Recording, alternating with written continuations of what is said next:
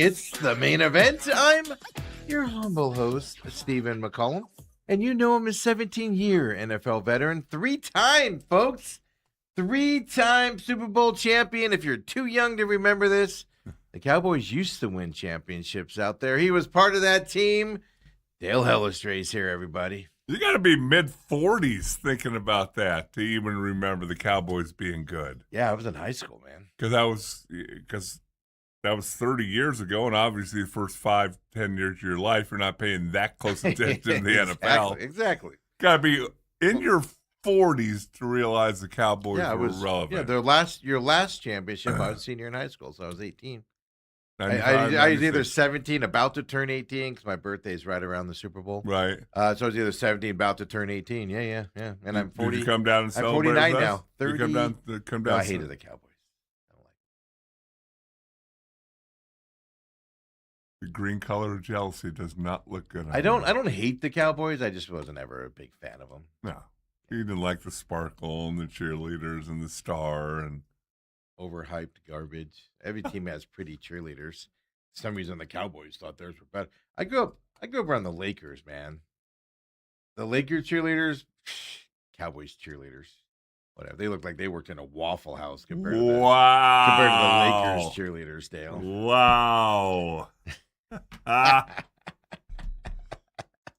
I love it. Let's see how much trouble I get in for that comment today. I love it as well. So, Dale, how was your night last night? Well, my night was pretty good. Was in denial and upset that the Cardinals canceled. Whoa! Wow, look at that! Look, Dale's speaking twice. He's even more upset. I don't know why my computer's on mute, but every once in a while it just unmutes itself. I guess when an important person speaks. You want to hear it twice? Yeah, I want to hear it twice. I know. I'm sitting there watching a mundane basketball game, and then I get the news that the Cardinals are so damn good, and they've worked so hard, except for the two people who haven't been there. They just canceled practice. No, it's even worse than that. Oh, they canceled practice because they're worried about injuries. Well, they lost a rookie defense. Yeah. What is it with them and defensive linemen?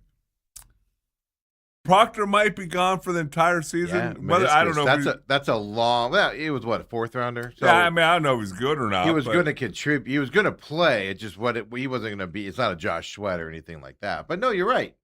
Another defensive lineman draft pick goes down. Meniscus tear, which isn't a short term. So it's probably what they're going to do. They're going to monitor him and going into training camp, and they're going to decide, can he come back for the last 8 games? 6 games.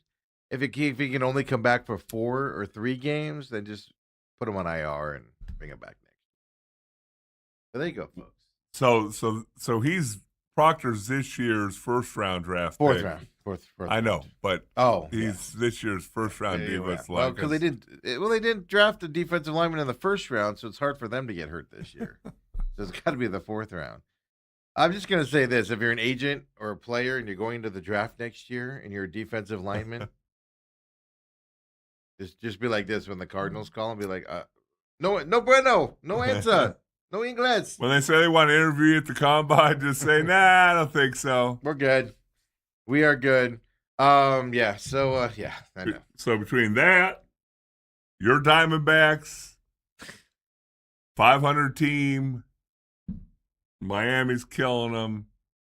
It's not even a competitive game. I was driving here and listening to Derek Hall, your boy, pomp and circumstance, and tell Marte is great. All these excuses. Yeah, I know. Oh, we have no problem with Marte. Well, I got Corbin Carroll talking on Sirius XM about the situation today. And then, of course, some basketball game that for some reason almost, not quite, almost had me feeling bad for the San Antonio Spurs. No, that's what I was going to ask you today. Well, not ask you that, but I was going to say, I'm rooting for the Spurs in this. This is a likable Spurs team. I hate the Knicks more than I hate the Spurs, and I hate the Spurs.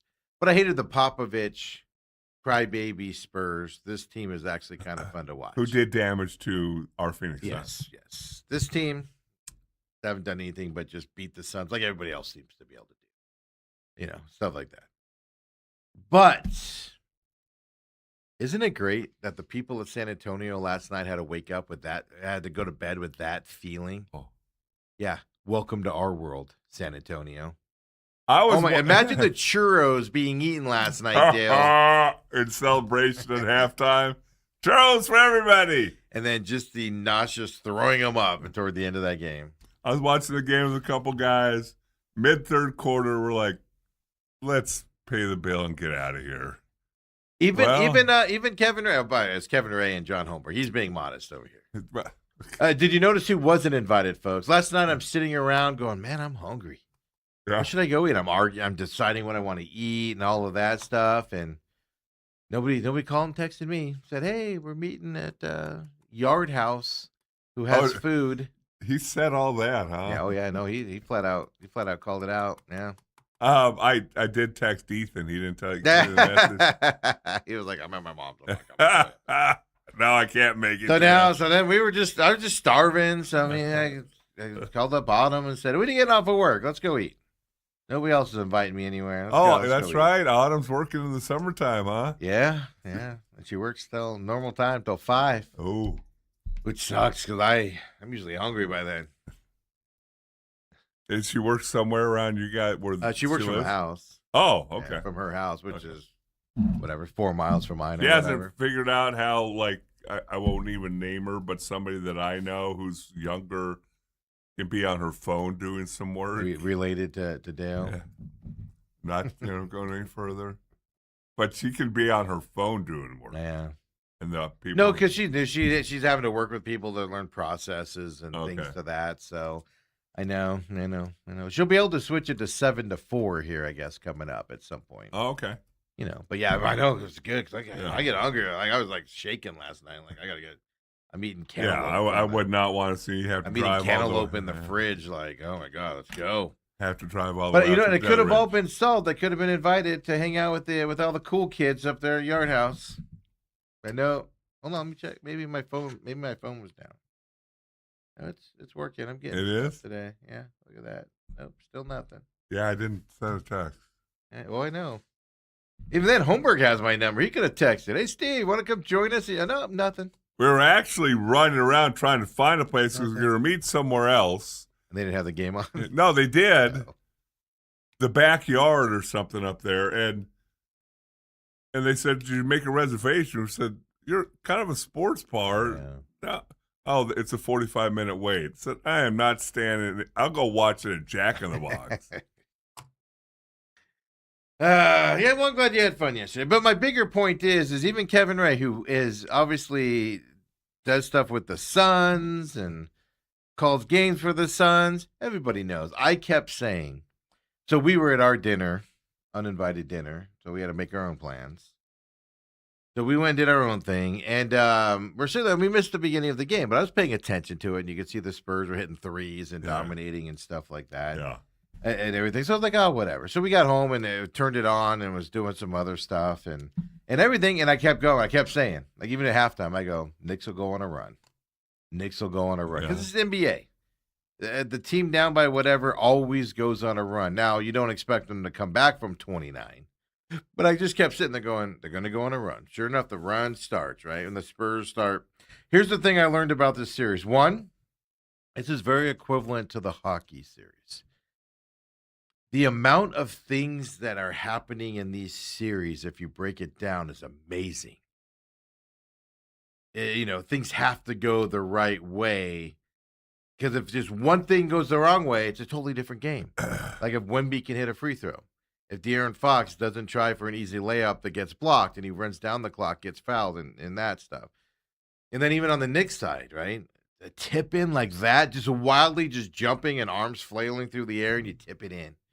It's an amazing to see just how this is going. It's just like a lot of lucky things for one team, unlucky for another, but it goes back and forth. It's fascinating to watch. It's just fascinating to watch. But the other thing that I've learned here, because I said it last night several times, the camera kept panning to the San Antonio coach. San Antonio is just, they're overwhelmed right here in this situation. Brown for the Knicks has been there before. Not that the Knicks players have necessarily been there before with that environment. but they seem more polished. There's a couple times where I was like, "You need to call timeout, buddy," for the Spurs side, and then they pan in on the coach, and he's just like, and I'm like, "Oh man, he's trying to figure it out right now." And then you saw the Spurs would be kind of like, "Do we call timeout? Do we push it? Do we do this? Do we do that?" A lot of hesitation. Do we take a quick shot? Do we not take? You can see hesitation on the Spurs side. Inexperience is what's killing the Spurs right now. On top of a team that has the capability to come back from 29 down. It's just when you setting up say perfect. all those things, yes, all those things had to happen for the Knicks to come back. But first of all, they had to climb back from a 30-point deficit. But I'm talking about on both sides, yes. to get it to single digits. Yeah, I mean, the Knicks had to hit their shots while the Spurs went cold when they shot like 8 threes in a row. I mean, they were up by 29. And they had to hit those shots to get. So it's on both sides, is what I'm saying. Though it's the Knicks had to go on a run and and not miss a shot. That some of those shots were kind of wild shots where you're going, "What do you shoot that for?" Oh, what? OG Anunoby? Yeah. What? Inbounds the What? ball. Go to Ben Stiller, the actor. Yeah. Go to his Twitter page because he's doing like a documentary or something from this because he's first row of the sideline. Yeah. And on his iPhone. And he put out a black and white, because that inbound was right in front of him. He put out a black and white video of it and the tip in. It's actually pretty cool. On his Twitter feed. But they literally had me almost feeling sad for San Antonio. And then I said, screw San Antonio. I was like, I'm disappointed because I do hate the Knicks more than I hate the Spurs. Well, the only reason I was disappointed was because I think now the series is going to be over. Yeah, which is what I was going to ask you. Series is over for one reason and one reason only. The Knicks, you can lose game 2 in San Antonio with the way they lost it. They came back and they won it. To lose in 2 disappointing fashions like this, it's too much, especially for a young team. Do you think the Knicks win in New York next game? Close it out at home. It's in San Antonio. Oh, I thought it was 3 in New York. Because we were talking about that last night. They went 6 back there. a year or two ago to 2-2-1-1-1. So I go back to San Antonio. I thought I saw.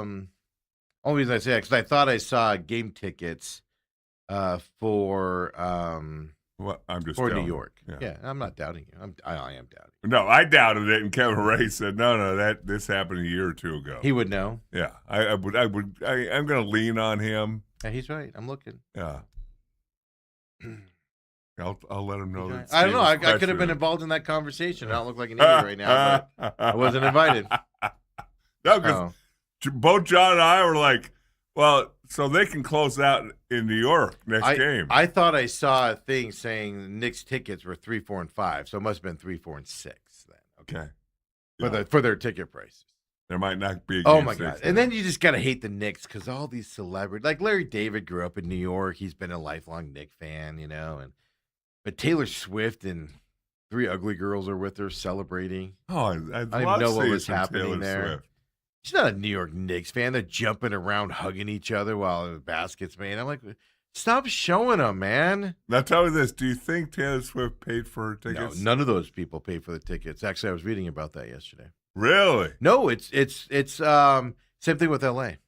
There are people that own those seats, but they negotiate with them to move the regular people out of those seats. They still get really good seats, but they want the celebrities front row no matter what. Yeah. None of them pay for it. Yeah. I saw the list last night of all the celebrities. Oh, really? Yeah. And ex-Knicks players are in there, and it's not Charles Oakley because James Dolan's an a-hole. But yeah, no, it's a big deal. It because of what it is. Come on, James Dolan's an a-hole. He wants to be like, look at all the celebrities in my game.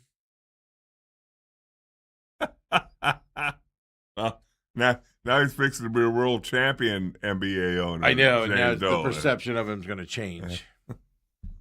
And somebody brought this up. It might have been Colin Cowherd early in the playoffs, where he said, part of the reason the Knicks have become so solid and so good and made moves is because James Dolan's been working on the sphere. Yeah, well, he If you don't know, James Dolan, his company owns the Knicks, the Rangers. They own Madison Square Garden, and he's got a few billion-dollar companies, the Spear being one of them. So early when his dad moved on and left the company to him, it was just the Knicks and the Rangers in Madison Square Garden, Right. So he could focus on those. Now he doesn't. He has other business interests and stuff like. Is he even at these games? I'm sure he is. Yes.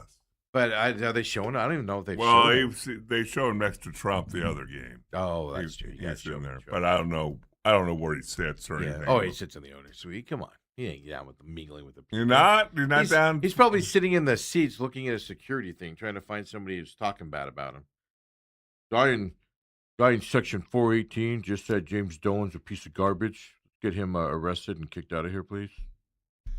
Well, he's not going to be NBA owner champion. But that was a fun ending to the game. Yeah. But the only reason I didn't turn it off was one, Autumn was watching it, but then two, I was like, Knicks are going to go on a run. Let's see if they can make this interesting. Yeah, you thought a run though, a legitimate. You thought a run's be hey, they get it within 15. Get it down to 10. Yeah, Spurs go out there and do that stuff. But once they came back and it was like a teeter totter, I said it like 3 times because it seemed like, Spurs. How do you win a game when you lose a 29-point lead? Oh. Your momentum's ridiculous. And then it was then the Spurs would do something. And you'd be like, oh, the Knicks can't sustain this run. Right. Oh, they got to be exhausted. They just came back from 29 down. They're not substituting anybody. And James Hart for the Knicks just had the worst 4-minute stretch in that game. Oof. Missed an open layup and then, fouled and did all this stuff. And you're just like, all right, now it's starting to fall apart for the Knicks. And then you're like, oh, my God, no, it doesn't. They've overcome that. And then the Spurs start missing free throws. And you're just like, what is happening right now? It was so much fun to watch. That last quarter. I mean, you got to be losing your mind if you're a New York Knicks fan in that stadium. Well, if you have a dog in the fight, whether you're the Knicks or the Spurs, can you imagine sending home your beloved San Antonio Spurs up by 30? Yeah, Dale, we know that feeling as Phoenix fans. You deserve it, San Antonio. Sitting there eating your churro and go, oh, this is so great. San Antonio deserves to watch the Knicks win on their court. They deserve it. Those fans need to know it. The only best thing would be if one of the Knicks makes the Spurs guys come off the bench and guys get kicked out left and right. That's what we need. Get kicked out of That's what we 6. need. But I think it honestly comes down to is watching the coaching staffs, watching the players late in the game. The Knicks look like a team that's prepared for the moment. The Spurs look like a team that's unsure of what they're doing, including their head coach. And that's what's costing them. Now they're going to learn from this. They're going to be okay about it. But this is the Spurs problem. And I can't fault the team for your problem is you're too young. You don't have the experience. That's a hard thing to complain about. The Spurs will, but yeah. Now, at least Brown complaining about the free throw disparaging tonight for it really mattered, huh? I do like the rest are calling these games really nice. I like it. Letting them play, be physical. And that final play there with 1.2 seconds left for the Spurs, Wemby was being manhandled, but he was also manhandling the big dude in the middle for the Knicks. Cat? No, the other guy, the guy that broke his finger. Oh, the guy who can't make a free throw. Yeah, I just forgot his name. They're manhandling each other because he's got to keep Wemby because you could just lob it up there and Wemby could go dunk right. it, And they're just and the refs just let him play. I was just like, that's so nice. Good job. Good job. Fantastic series. I'm enjoying this series as well. This is fun. It's fun. And Spurs Mitchell fans, Robinson. Thank you, Robinson. Because I was going to say Roberts, and I knew that wasn't it. Fantastic. It's just back and forth there. Now I tuned in right for halftime. Got halftime after, and I was like, "How's people watching this garbage?" Yeah. Well, I bet you they lost some viewership because it's 30 points. Yeah, but everybody tuned back in. Did they, or were they out gallivanting? Oh no, ESPN was alerting my fight. Just zing, ESPN alert, zing. Oh ESPN really? alert, See, I don't get ESPN those alert. things. So yeah. The Spurs are the only team in NBA history to have 76 or more points in the first half, 30 or fewer points in the second half in any game ever. Any game ever. Playoffs. I bet you can look at preseason. things. A lot of firsts. That's the thing about this series. A lot of firsts in this series. Same thing with the hockey series coming up as well. This is just a lot of fun. Somehow, some way, Victor Wembanyama, played 44 minutes. Mm-hmm. 44 minutes. Mm-hmm. And he's a +1. Yeah. In the plus minus. Well, department. because they got outscored what in the second half? Yeah, but what I'm saying is they lost, but they were up by 39. Yeah. And then they lost 29. or 29. Then they lost. Yeah. It was just and it ended up being a 1-point game. Yeah. San Antonio has a shot at the end. But just to go down by 1 point. Just an unbelievable dude's flailing through the air. He's looking like he's trying to fly for the first time. Arms are flapping, and he just taps it in. Like, what happens? It was just fun. 33 point. And again, there were a couple times that we were looking at things and talking about fundamental basketball. Nobody put a body on OG. But here's the thing, though. It's on both teams. That's what I'm saying. Go back and watch the last 10 minutes of that game. And there are 19 times where you can go, oh, that was stupid, Knicks. Like, I just brought up Hart. Well, what are you doing, Hart? You're costing your team a chance here. What are you doing, you clown, for like 2 minutes? Yep. And then all of a sudden he starts playing better, and the Spurs start messing up. De'Aaron Fox does a couple things where you're like, like when he pulled that layup and got blocked, I was like, you should have pulled that back. Yeah. But at the same time, you could fault him if you want to. He had a wide open layup to take a 3-point lead. You should take that. Made a good defensive play, but then it's easy to instantly, which I did. I instantly went, he should have pulled that out. That's the thing. If he makes it, he's a hero. Good play. You miss it, what the hell are you doing? Yeah. And then Josh Hart goes up. Josh Hart, I don't know how tall he is, 6'6", 6'5", goes up, nobody around him. Yeah. Well, he was playing he thought he was going to get fouled. Yeah. So instead of dunking it, he's trying to lay it in with the foul. Misses that wide open. And it's just go back. It's just last 10 minutes. It's literally, oh my God, what are you doing? Oh my God, what are you doing? Oh my God, what are you doing? Oh my God, what a great play. What a great play. What are you doing? What the heck? It was just fantastic. Yes. It was, and you can look at it and go, mistakes. And it's easy when one team makes all the mistakes. But this was both teams, and it was back. It was just, I don't know. It was just fantastic. That whole, if anything, just watch the last 10, 15 minutes of that game, and you're just going to be entertained beyond belief, especially if you don't have dog. Obviously, if you're a Spurs or Knicks fan, you're just, living on the edge. Yes. But for me, that doesn't have a dog in this fight, I was just like, what is happening? Yes. But I think this is going to go the way of the Cavaliers series. Remember game one, Knicks came back from 30-something down to win that game, and then the Cavs were never in it. I got a bad feeling about the next game. This could be a monument. I'll be impressed if the Spurs can keep this game respectable and close coming up at home. And the only reason I give them a chance is because they're in San Antonio. And they're young. They seem able to wash stuff out. Well, that's the other side of it. I mean, do the Knicks exhale after that game in San Antonio? Because we got 3 games to win 1. The human mind is a terrible thing to waste. So you're going to go to San Antonio going, hey, guys, if we don't get this, it's okay. By the way, chances. And the guys I was with last night pointed out a couple times, Jose Alvarado. That's not avocado, is it? Yeah, it is. What did he go on the Knicks? It's a guy from the Pelicans who... We were debating that. Who it's the exact same guy, same ugly dude who was like living in Chris Paul's back pocket. I call him avocado. Yeah. Oh, he had 8 points. He had some good play. Autumn's like, is that the same one? I'm like, can't be. Doesn't he still pay for the Pelicans? No, there's only one guy that ugly. No talent. Garbage player.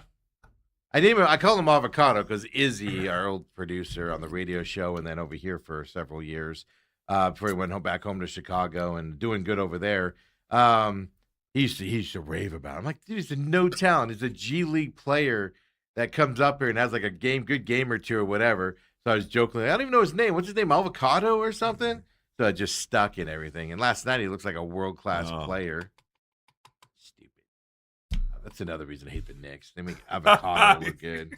You weren't even sure it was the same avocado. I wasn't. I was funny. I look at Adams like, is that the same? I'm like, can't be. Doesn't he still play for the Pelicans? Here's my point, though. No talent, bum, and the Knicks make him look like he's good. Stupid Knicks. Hate the Knicks.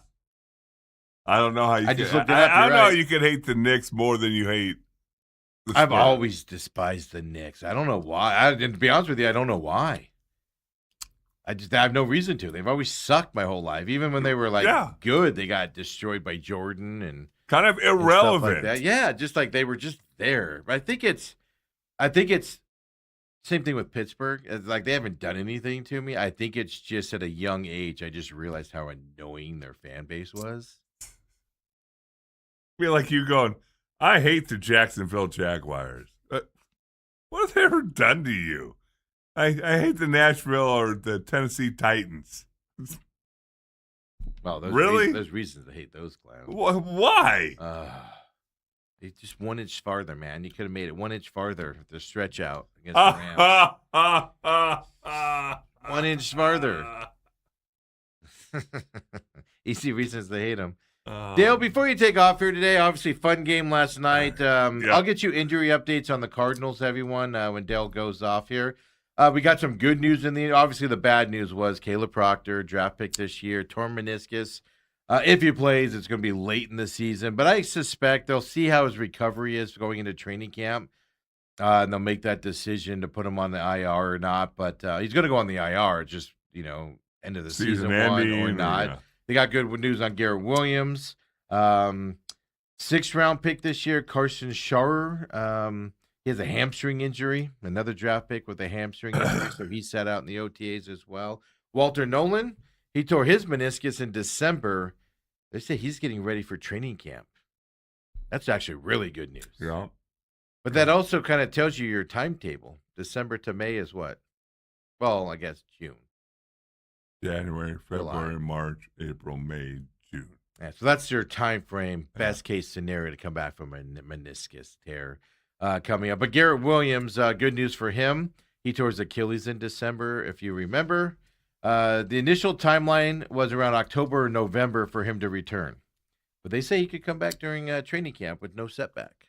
So that's positive because they can use him. I love him as a cornerback out there as well. So obviously be ready for week 1 is kind of what you're gaining for there. And also, Dale, I also yesterday, I wouldn't have been able to join you for dinner anyway. And that's because I was celebrating with my boy Patrick Mahomes last night. He made me buy dinner last night. Even though we're celebrating his new $500 million contract extension. $60 million a year. And he made me buy dinner last night. Thanks, Patrick. I thought I thought you'd be up on a soapbox today saying, here's a team that's not favored in one game this coming season. And they've come along so good. I agree with LaFleur. And let's go ahead and cancel. Might as well cancel training camp because they might get hurt. Yeah. So he said, that he's just happy they came out of camp relatively healthy. But he also said the problem with the last day of mandatory OTAs is you practice, then you can't look at the film with the team. So it's pretty much a waste of time. You can't practice, and then if there's concerns, you can't send the film to the players. How about practice in the morning and watch film after lunch? Just lame excuses. LaFleur could be Cliff Kingsbury. And what I mean by that is not the coaching, too player-oriented. Something to monitor in my eyes. Well, here's the thing I have such mixed emotion. Number one, I think OTAs are stupid. I don't think you get better at football. But if you have a new offense, it tweaks the defense. You want to run some plays. But I mean, they'll keep in mind they got an extra weekend of practice because of the new coaching staff. So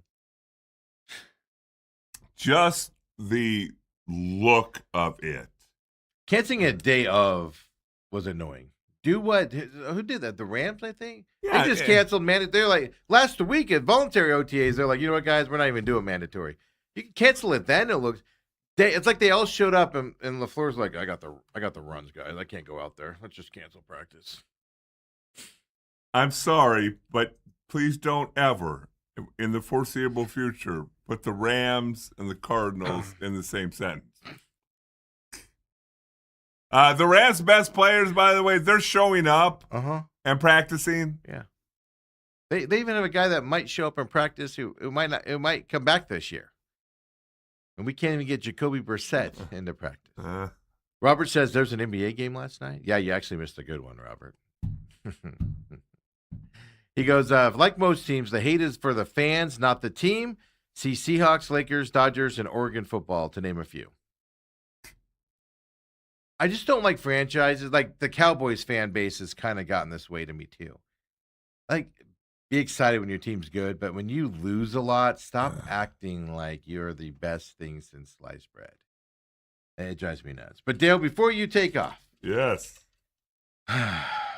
First of all, Texas Tech's AD yesterday put out this big, beautiful statement, which I enjoyed a lot. I was like, this is a perfect statement to put out.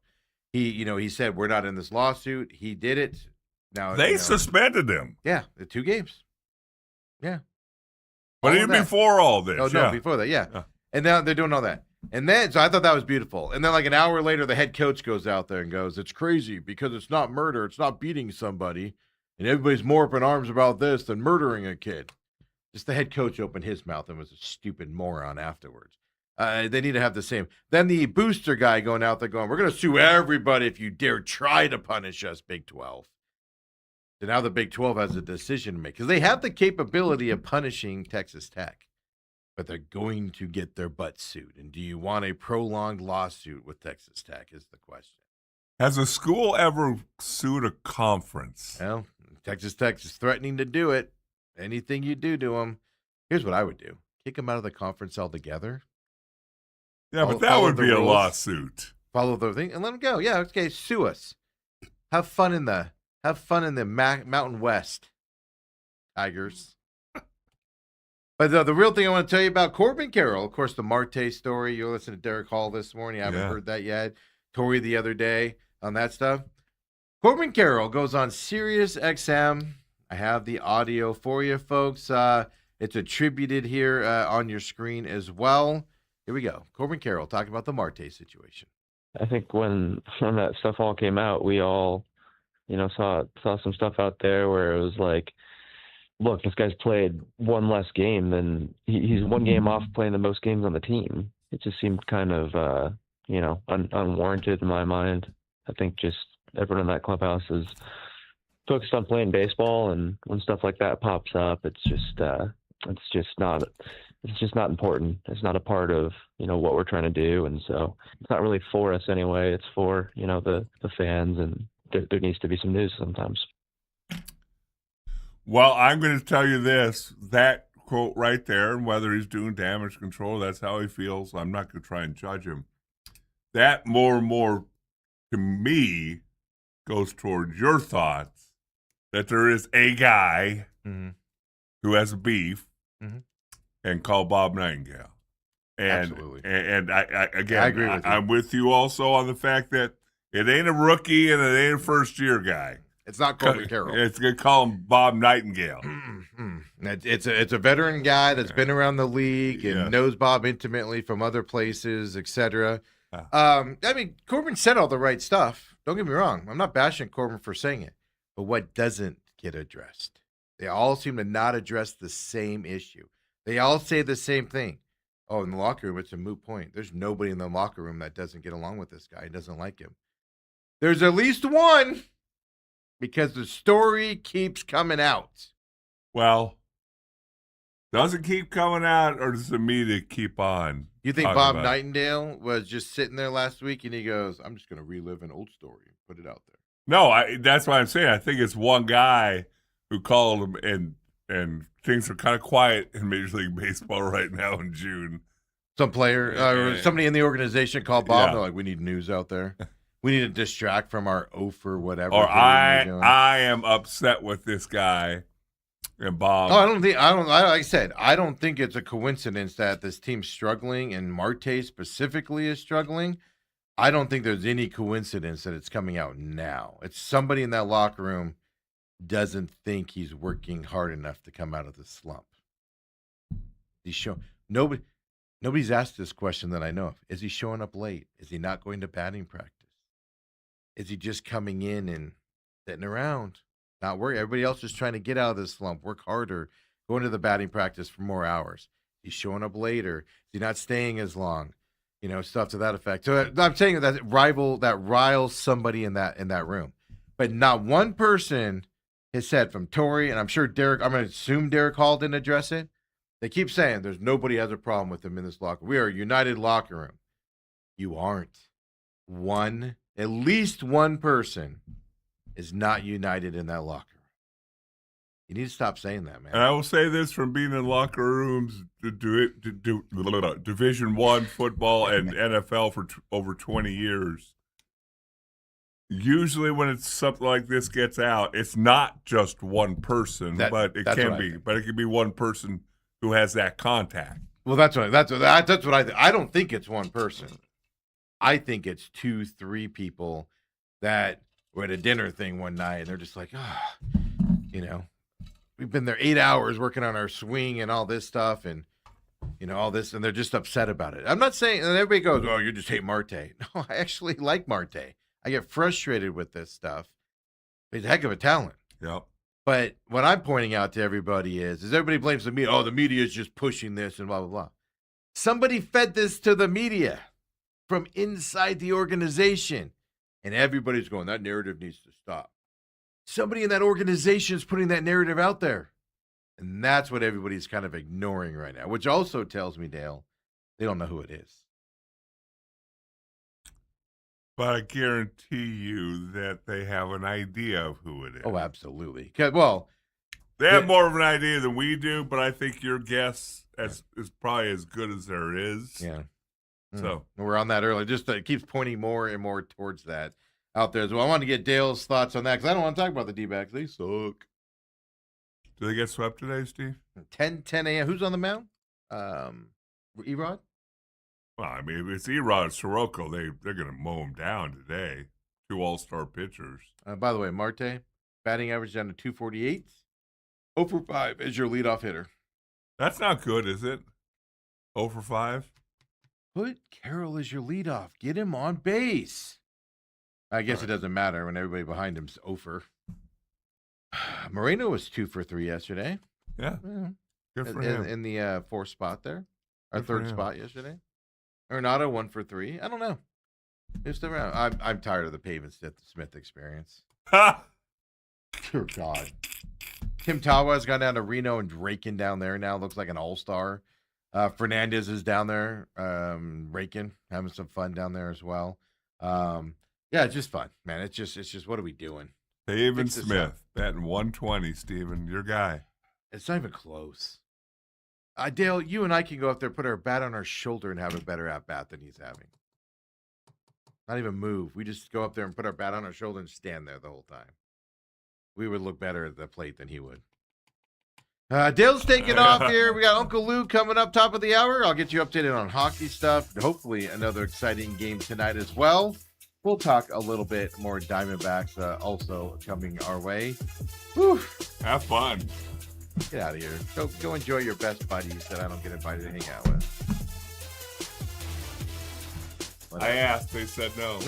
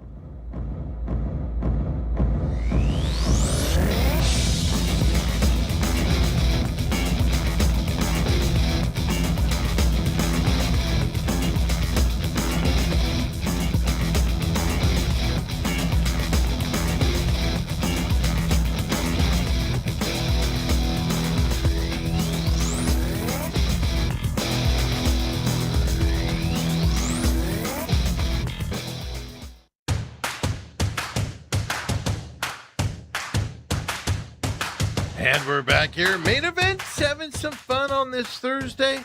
Uncle Lou coming up at the top of the hour as well. We got a lot to talk about. College World Series. The final 8 teams are set. Of course, 5 of them SEC teams as well coming into it. At least one SEC team is guaranteed to make the final because they're all in one side of those brackets. Of course, you got NHL playoffs. We'll get Lou's thoughts on what he's watching so far here as that gets underway tonight as well.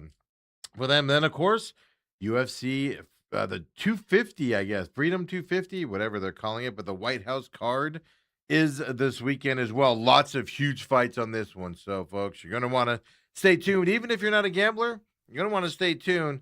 Give you some insight here so you can talk to your crazy UFC fans around work, the water cooler. Just make yourself look a little bit smart with some of your knowledge out there coming up as well. Later on today, we have the pit stop coming up. I know it's a day late. Apologize for that. Get that up today as well for you. Look ahead to Pocono this weekend for NASCAR. Look back at Michigan last weekend. Tons of news around NASCAR as well. Some rides available. Well, some rides changing, we should say. We already know who's filling one of those spots out there. So you want to stay tuned for that. Catch that on demand. Don't forget, TME Media AZ here on YouTube. You want to like and subscribe to the YouTube page because we have some off stuff, right? World Cup kicks off today.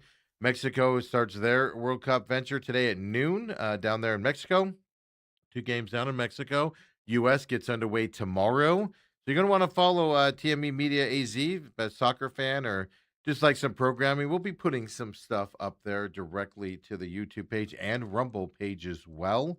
Coming up, during this tournament that begins today. 6-week tournament here, all the way through July 19th coming up. And I'm looking forward to getting that turned on today as the season, the biggest tournament in the world, starts today as well. So, Ann chimes in. Don't forget, join us, TME Media AZ, while we're live, 8 to 10 o'clock. And see our chat is there as well. Ann chimes in on that chat and says, I'm still mad that they kept Pavin. He can't throw, so he's only the DH. Usually your DH should have a better average. Yeah, no, I mean, it's ridiculous. He's got naked pictures of Torrey or Hazen or something. I don't know. Blackmail pictures or something. Everybody is turning on him. I saw somebody yesterday on Twitter. Might have been Goldschmidt Happens, but somebody put it out and said, if you want to raise enough money to go get Scooble and raise enough money, like put Pavin Smith like in a dunk thing or throw tomatoes at him, and fans would just empty their bank accounts to do that to Pavin Smith. Something to that effect. It was great out there as well. I mean, it's not just. And we could put the blame on Pavin all we want, but I agree with Robert here. Robert said D-backs need a culture philosophy change. That's what I was saying last year. And I don't think it's just the manager. The manager is dictated to from the GM and Hazen. We know that. We know that. We've been told that repeatedly by the D-backs. Torrey's like, I'm just in charge of things on the field. Everything else is done at that level. You need a whole culture change in this organization. Just look at the slump they're in. They don't go into small 2-3 game slumps and break out of it. We're in a long slump after that 13 games against the Giants and Rockies. We are in a prolonged hitting slump. Nobody can break out of this. It's frustrating. 10-10 is first pitch today as well. Coming up. I guess just avoid the sweep is all we can look for there. But it's hard to watch a team that just can't produce at the plate. It's very hard. Very hard to do so. Frustratingly so as well. So you guys heard the Corbin Carroll comments. Get on there. Don't forget, we have the text line still, 623-252-6670. It's actually the, it cracks me up. The fired Torrey or Torrey needs to go comments have started up again. As well here about 4 or 5 days ago they've started up again, so those are customary to that text line. Text us there, join us on our live chat, of course, on YouTube. Also, we got Uncle Luke coming up here in just a little bit. NBA game was fun tonight. Hockey gets back on the ice as well. This has just been an unbelievable series overall, coming into this tied 2-2. back in Carolina here for tonight's game. 5:30, maybe it's 6 o'clock. Hold on, folks. You guys know I can't read my screen when it's this small. 5 p.m. tonight in Carolina is where you started. I'll tell you this. We'll ask Lou here coming up, of course, when we talk hockey. Put your money on the Knights tonight. Put your money on the Knights. Home teams are 38 and 42 in the NHL playoffs, under 500 in the NHL playoffs today. Third lowest mark since 1988. They did not include the 2020 year of that bubble, right? And everything to that effect. Yeah.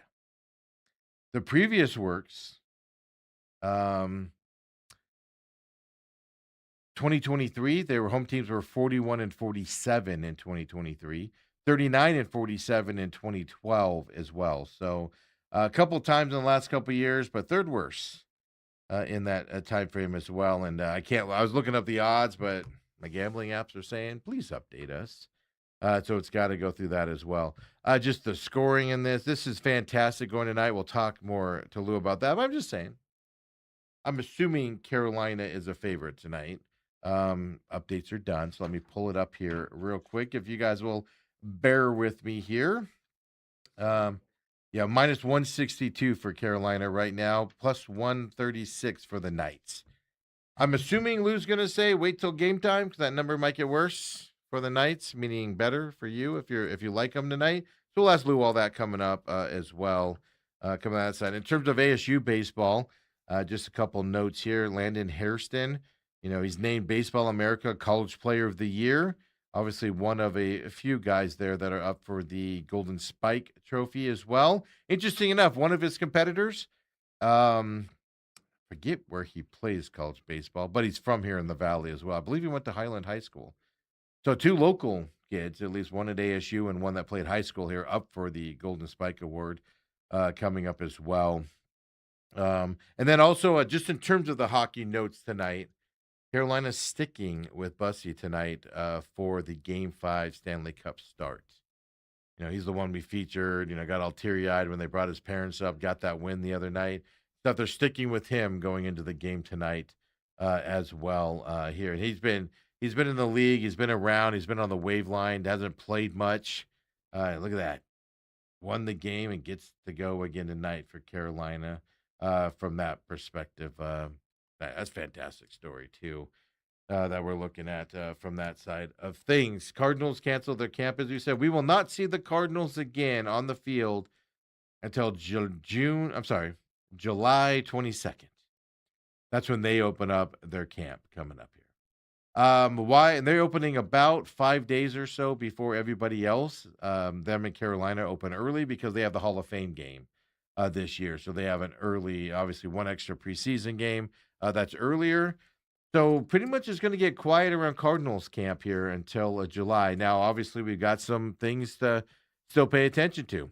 The Josh Sweat situation. They can say it's no issue. They can say all of that stuff. I say keep an eye on it. I'm not saying they're going to trade him. I believe there's a possibility that he gets moved before or right as training camp starting. And for other reason, then you get something in return for him. You're not going to trade him now because you're not going to get enough in return. A team loses a player. A team knows they need a defensive end help coming up. Obviously, that package can get better out there. I believe he's on the trading block. At least if I was the Cardinals, I'd be looking at that. Now, whether you move him or not, something to watch. But that's something to pay attention to. Then, obviously, the quarterback situation with Jacoby Brissett. To keep an eye on him going up. So it's not like we ignore football here until the end of July. But something keep our eyes on in terms of the news side of it as well. The other thing I wanted to say is we talked about the injuries and timelines and stuff that LaFleur put out yesterday after he canceled the OTA practice. And it is fun listening to an ex-NFL guy that played in another era, kind of just have a problem with how soft the NFL is compared to, of course, when he played back in the day. But I'll say this about the injury reporting. We went through them with Garrett Williams, scheduled to come back, could be ready to go for week 1. after tearing his ACL, in December or Achilles in December. Now we got the Walter Nolan injuries updates. The regimes around the Cardinals lately, the Jonathan Gannon era specifically, they were very quiet. We didn't know what happened with the injuries. We don't know the timelines for them to come back. You got zero updates from them. You heard nothing about an injured player. Nothing. Right? Think of the Kyler Murray situation last year. Think of the Trey Benson situation last year. Trey Benson went on a podcast a week and a half ago or so, or maybe a week ago, talking about his injury, where he was pushing himself too hard once his window opened and re-injured it. You didn't hear that from the Cardinals or anything in terms of his timeline coming out. So it was refreshing hearing LaFleur talk about the timeline and just what the situation is here. Now, will that change during the regular season, during the season? I suspect it will. You don't want to be as forthcoming in that time frame. But here in April, hey, we actually know people are injured and what their status is because of LaFleur. It is refreshing to see that respect coming out as well from the LaFleur side. And as I said earlier, the thing I'm paying attention to on LaFleur is he's giving me Cliff Kingsbury vibes. And like I said, what I mean by, I'm not saying coaching side or anything to that effect. I'm just saying player relations side is where he's giving me Cliff Kingsbury's side. Meaning he looks like he's a player's coach, does everything to protect the players, goes above and beyond to make sure he's protecting the players. I don't know if there's anything wrong with it. A lot of coaches that are successful are that way. But it is something to watch. Just the way he said he canceled that last practice yesterday just kind of makes me kind of think, woo, he's eyeing on the side of no injuries, right? Can't pillow fight, a lot of people call it. How easy these off seasons are getting ready for this season. You won 3 games last year. Just saying. Not like you're coming off a Super Bowl run and you need to pull back a little bit so you guys have rest and everything. It's kind of what you're looking at. I did find it was Goldschmidt happened. Was the one that put out that his exact tweet on the Pavin Smith was the D-backs could outbid the Dodgers for Tariq Skubal next year if they ran a fundraiser where Pavin Smith standing in gallows outside Chase Field and every D-backs fan could throw tomatoes at him for $100. He goes, I'd empty my savings account.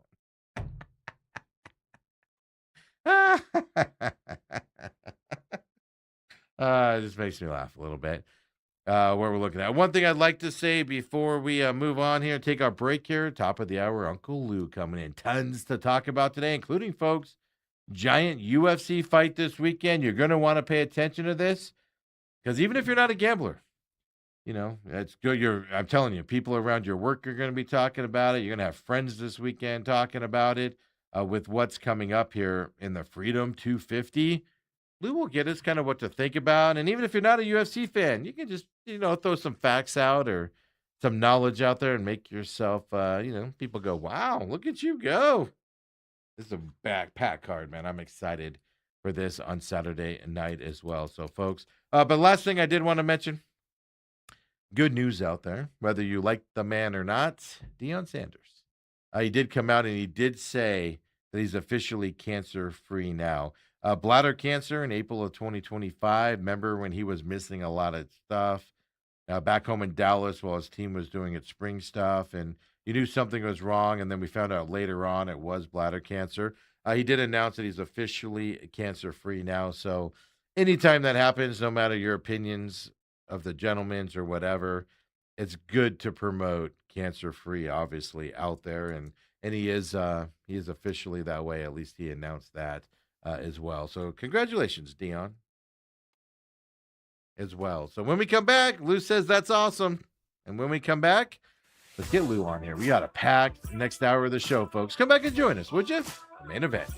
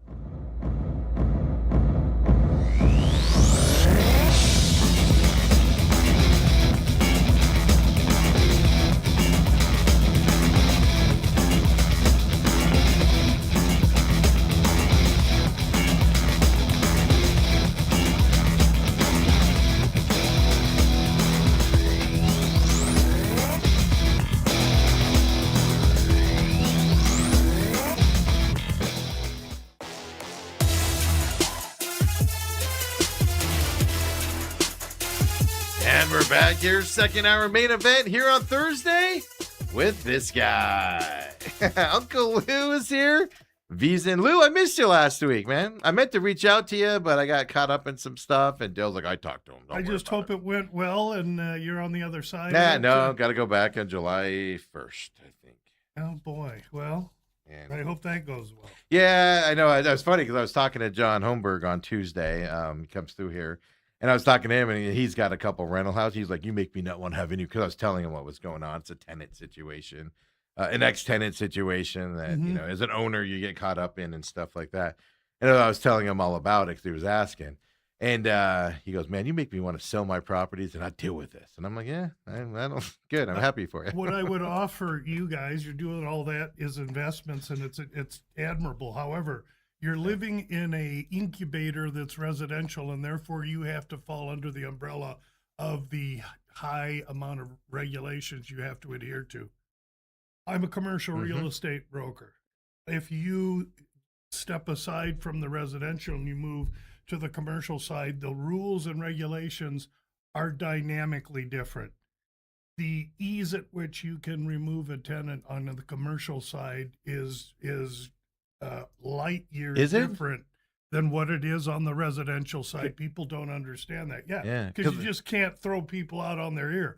But on the commercial side, things work a little different. Yeah. It's all money. It's all dollars and cents and profit and no profit.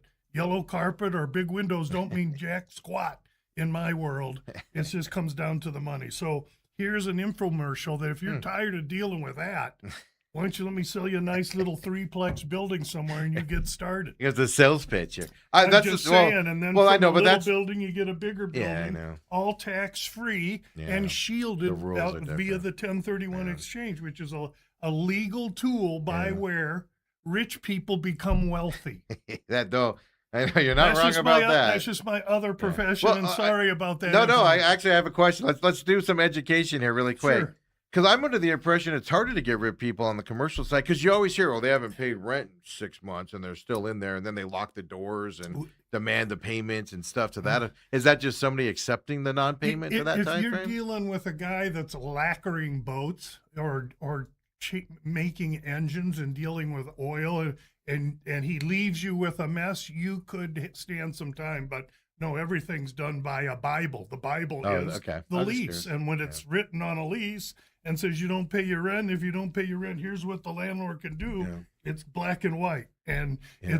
it's just business and no business. Residential side has other considerations that I'm glad I don't have to A deal lot of it's got, here's the other side of it, just to be fair. with. And it It's hasn't gotten worse. easier. Oh, of course. It's gotten worse sure. because of COVID. You couldn't evict people, which I'm lucky enough I don't have to do that too often. Well, and it But also, in this situation, you know, I've said it on there. It had to do with the tenant that had a car on his yard. City of Mesa didn't like it. We couldn't move it. Then it got into some other procedural stuff what'll we'll talk about eventually later. happen, But we couldn't evict the guy because we couldn't find him because it ends up he was in the hospital. He got shot, and so one he's in the step ahead of the hospital law. and stuff like that stuff. And then you can disappear.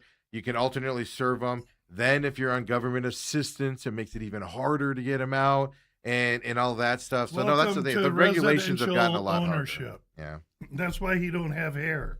I don't have hair for similar reasons. It's only money. That's what I always tell people. It's only money. Every folks. business has indigestion, but we don't deal with that indigestion. I know. I'm I just don't know. Maybe I'll have to start looking. I just don't understand the commercial side, and that's why I obviously hear all housing the you time can these kids understand get it. a big check. I'm going to buy my mom a house. No, you're not. Go buy a little building, okay? And you take the down payment and you buy a building. The building is rented out and it's throwing income off. And then the first check of you have a building, the first check that comes the first month you own it, is like, oh, look at this. I got a check. I'm getting one every month. You know what I'm doing with this one? I'm going to use it as a down payment on my another one. mom's house. You let the investment buy mom's house. You don't just go buy a house, you big dummy. And they don't, they have dreams and stuff, but they need someone to teach them. I have strong opinions about all this, as I do about Well, sports. Of course, that's your other side. That's your It is the other other business. I deal Yeah. with, and Yeah. I'm primarily land and industrial. So, office and retail is a little different world. So, Yeah, it does crack me up though. Like I said, because I was giving Holmberg all the details. We were just sitting down talking about it, And it was just funny to watch. Like, I literally just looked at me and goes, man, this makes me not want to have rental home. And I just looked at him like, well, it's not that. And I'm like, maybe it is that bad. I don't know. From my perspective, it's haunted. It's scary. Oh, yeah. No, it's like I said, I got caught. I did nothing wrong. I did nothing. Now I'm embroiled in this big lawsuit with the city and all that stuff just because I had a tenant that broke city codes and stuff, and they won't go after the tenants because they know they have no money. So all these houses that you own, you haven't lived in them. No. If in the period, so they're all investment properties where you could sell them all and roll all that money into an investment property. Okay, look at Lou pumping me here. All right, guys, we're gonna take off. We're gonna go look at some properties. See you guys all later. That's not. I'm just saying. There's always options. Oh no, there's no doubt about it. So I don't know. We'll see. I know I have a buddy of mine that does small apartment complexes, and he owns, I don't know, 10 of them or so, and they've always been fun, profitable, whatever. And even now, because of the tenants, the regulations coming down on him and stuff like that, he's actually starting to sell them now because he's just tired of it and stuff like that. It's just it has changed compared to what it was before. And I'm not a slumlord guy at all. I fix stuff up nice and everything, but it's frustrating at times. Hey, it's. But I always thought commercial was harder to evict. I just assumed so because you always read those stories about you assume that one business, and it's like all of a sudden the doors are locked, and they're on the news, and they're like, "We don't know why our doors are locked," and the landlord's like, "They didn't pay rent for 10 months." And in my mind, I'm going, "How did you let it go that long? Why didn't you do this 7 months ago?" It's a black and white world where I live, at least on the commercial real estate. Well, side. a lot of that's taxes too. You lose the rents, but then it becomes tax write-offs. It's a whole another game. When you get to that, I don't understand. But that's why Lou's here. He's not only knowledgeable on the commercial real estate side of things. Somewhat knowledgeable. Reach out to him if you're interested in that and you want to follow up on that side, but then also the sports world. But Lou, before we get started, good job last week. I watched I was able to watch the first 45 minutes of the show live before I had to go in and everything, and I missed the rest of it. I had to go back and watch it later, but great show last week with Dale. Well, appreciate you filling in. It's fun. I don't, I used to spend a lot of time with him every week. Now because our schedules we just are two passing boats in the front yard when we leave, and I come and he leaves. But it was fun to be with him, and we had plenty to discuss. I had actually watched part of a basketball game last week. I think it was the same series, maybe. It had to have been, yeah. Yeah, and so I watched the game last night. Listen, what a luck box. So I'm watching the game, and I have San Antonio +2. Just because I want a little action. It wasn't a very big bet. And so I got San Antonio at 2, and in the middle of the third quarter, first of all, I'm watching, I think it's the middle of the fourth quarter. And I'm thinking, gosh, the Knicks look like they could make a run. I'm starting to feel that they could close it down. And then I looked and I saw, hey, wait, it's the middle of the third quarter. I was like, oh, that's ridiculous. So I got on DraftKings and 10-1. So I thought, well, you know what? I think they could come back. They were 10-1 in the middle of the third because they were down. 10-1, they were down 20 something points. So I put enough money, $11 on it just to cover the little $100 bet I had on San Antonio, thinking that the Knicks are going to win. Yeah. So, and then I went to bed. I didn't even watch the game. I watched to probably 6 minutes, and it was getting close, and I just went to bed. And so I wake up in the middle of the night and I see the Knicks won, and I'm thinking to myself, "Oh man, I hit that 10-1 for $11." Oh, and then I'm thinking, wait a minute, they won by 1. I hit them both. At 2 in the morning, I'm coming to this realization. So, on now Amazon I'm done buying stuff. Now I'm done with basketball. I've made like 2 bets in the NBA. They've both been in this series. I've won both of them. Now I'm done. I'm out. That's it. Yeah. Yeah. I think that's the end of the series. Yeah. Actually, I mean, here's coming back, losing from 29 point down and his young team. I have a bad feeling the next game's going to be. The next game's going to be a San Antonio rout because New York don't care. They want to go win it. Well, see, I think that way too, but I also think, are the Spurs even going to show up after a 29-point deficit? We saw this series before. The Knicks came back from like 33 down with like 8 minutes to go against the Cavs, and the Cavs didn't play another game in that series properly. So I don't know. I'm fascinated on where it's going to go. It's 3-1, right? Yeah. Uh-huh. Well, But I agree with you. The Knicks are going to go down there and be like, we have 3 chances to win this. Who cares about this one? again, I don't know the sport. I just soon listen to what Humans has to say. He had the Knicks, and he was, embarrassed at how lucky he got. Who had the Knicks? Humans, my buddy at the network. Yeah. I had I've had the Spurs this whole series, and I've been hasn't been a good NBA series for me. Yikes. To the point where I didn't even I stopped betting on the series, much like I've done with the NHL as well. But before we get into that, big UFC fight this week. We're going to get a lot of people looking for this info for this week. Mm-hmm. So just tell everybody where they can find you. Your sneak peek that's already out. About business coming out after weigh-ins on tomorrow morning, Friday morning. Nope. Oh no! Look at this. Tell us what's going on then. Tell everybody where they can find you. So it's a funny week in the UFC. You can catch me in the gambling world at gamblu.com. That's my presence professionally as a sports handicapper. Everything I do is basically documented on the webpage, and the top band of topics is what I work on and what you can find out about me. The biggest thing you can find out about me is, and as well Steve, is that we're huge proponents of the San Xavier Del Bach mission, which is the oldest mission in the United States, located in South Arizona, just south of us a couple hours. They're doing really good work there.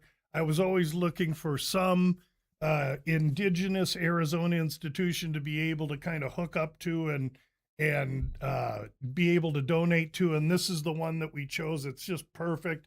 Since I've been a kid and going to the University of Arizona, I've been visiting the San Xavier mission. Is just awesome. There's a link directly to the mission down there. You can access it, check it out as you wish. And Steve lets me mention that every week. Okay, so besides that, the sports I work are College World Series. I'm in it now.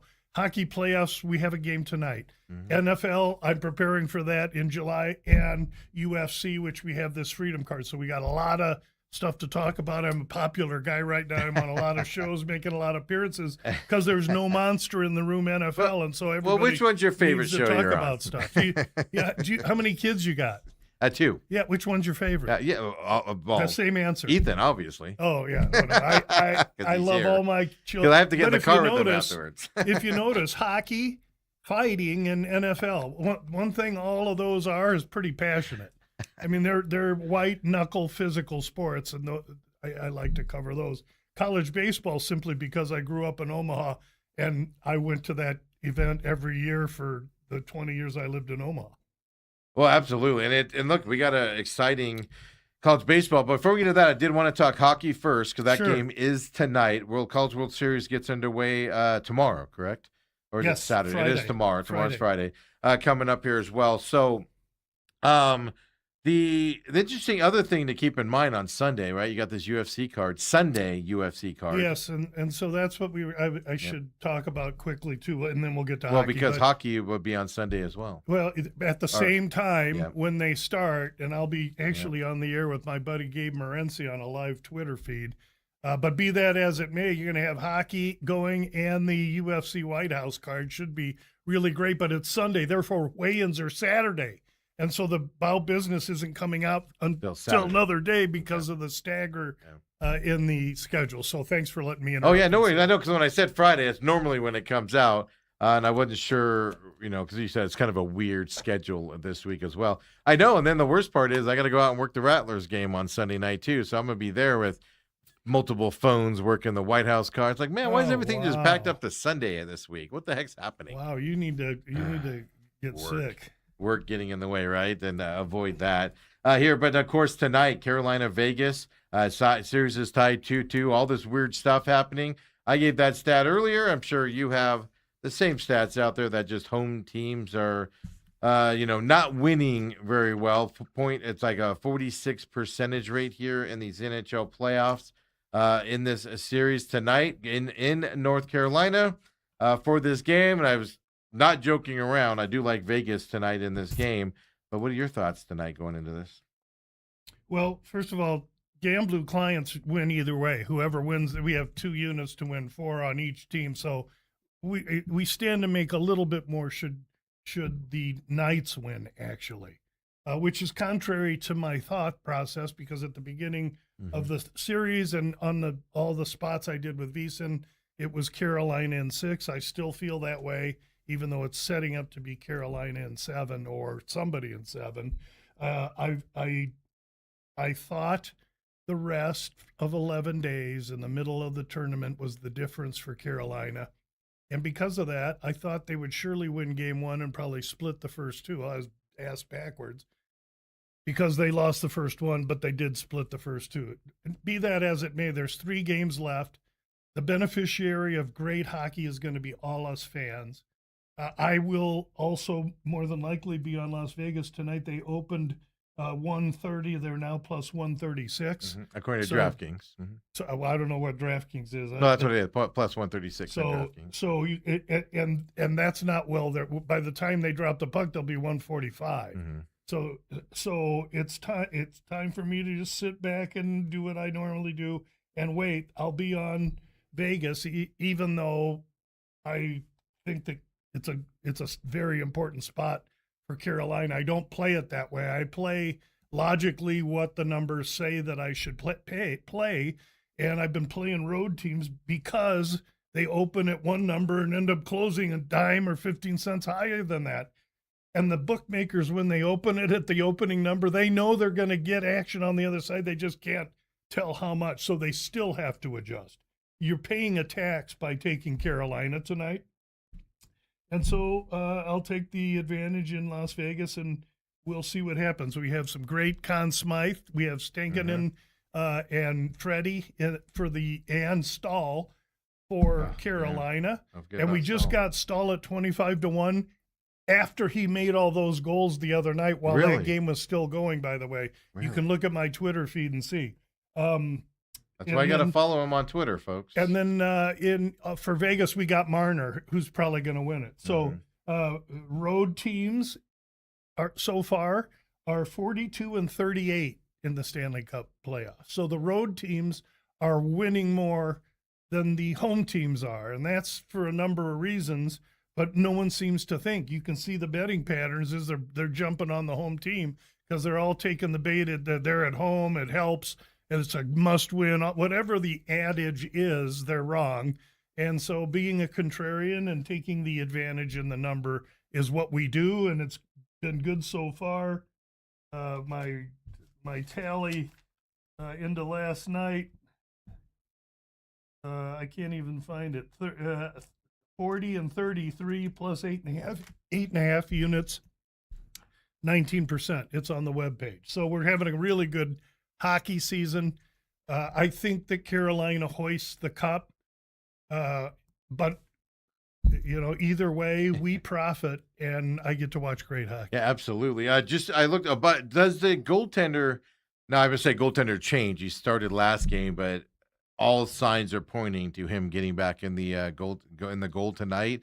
Busey coming into this game tonight again. Does that change? Whoa. Does that change your opinion? Wait, I don't know what you're saying. Who are you saying is playing goal? Bussey's going to get the goal tonight. Yes, yeah, of course he is. The other kid looks like he's hurt. He didn't even dress last game. Well, yeah, they said he needed rest and they can't play. He needed rest and he needs a full game rest. But the fact he's not playing tonight tells you there's something else. To me, that was another indication of what happens to Carolina every year, and that's their coach, Rod Brindamore, grips the stick too tight. That's what I thought was happening there. However, they won the game with him, so he made the right move, and maybe it's me gripping the stick too tight. We'll see.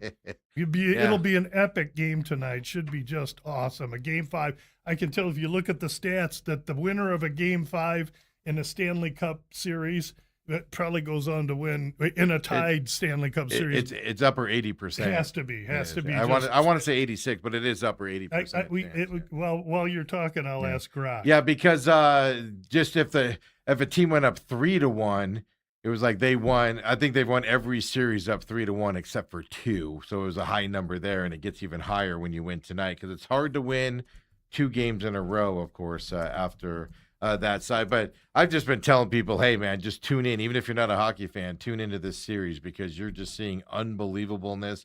Like every time, how many goals have been disallowed by Vegas as they can put goals in the net, another one the other night? They're the right calls.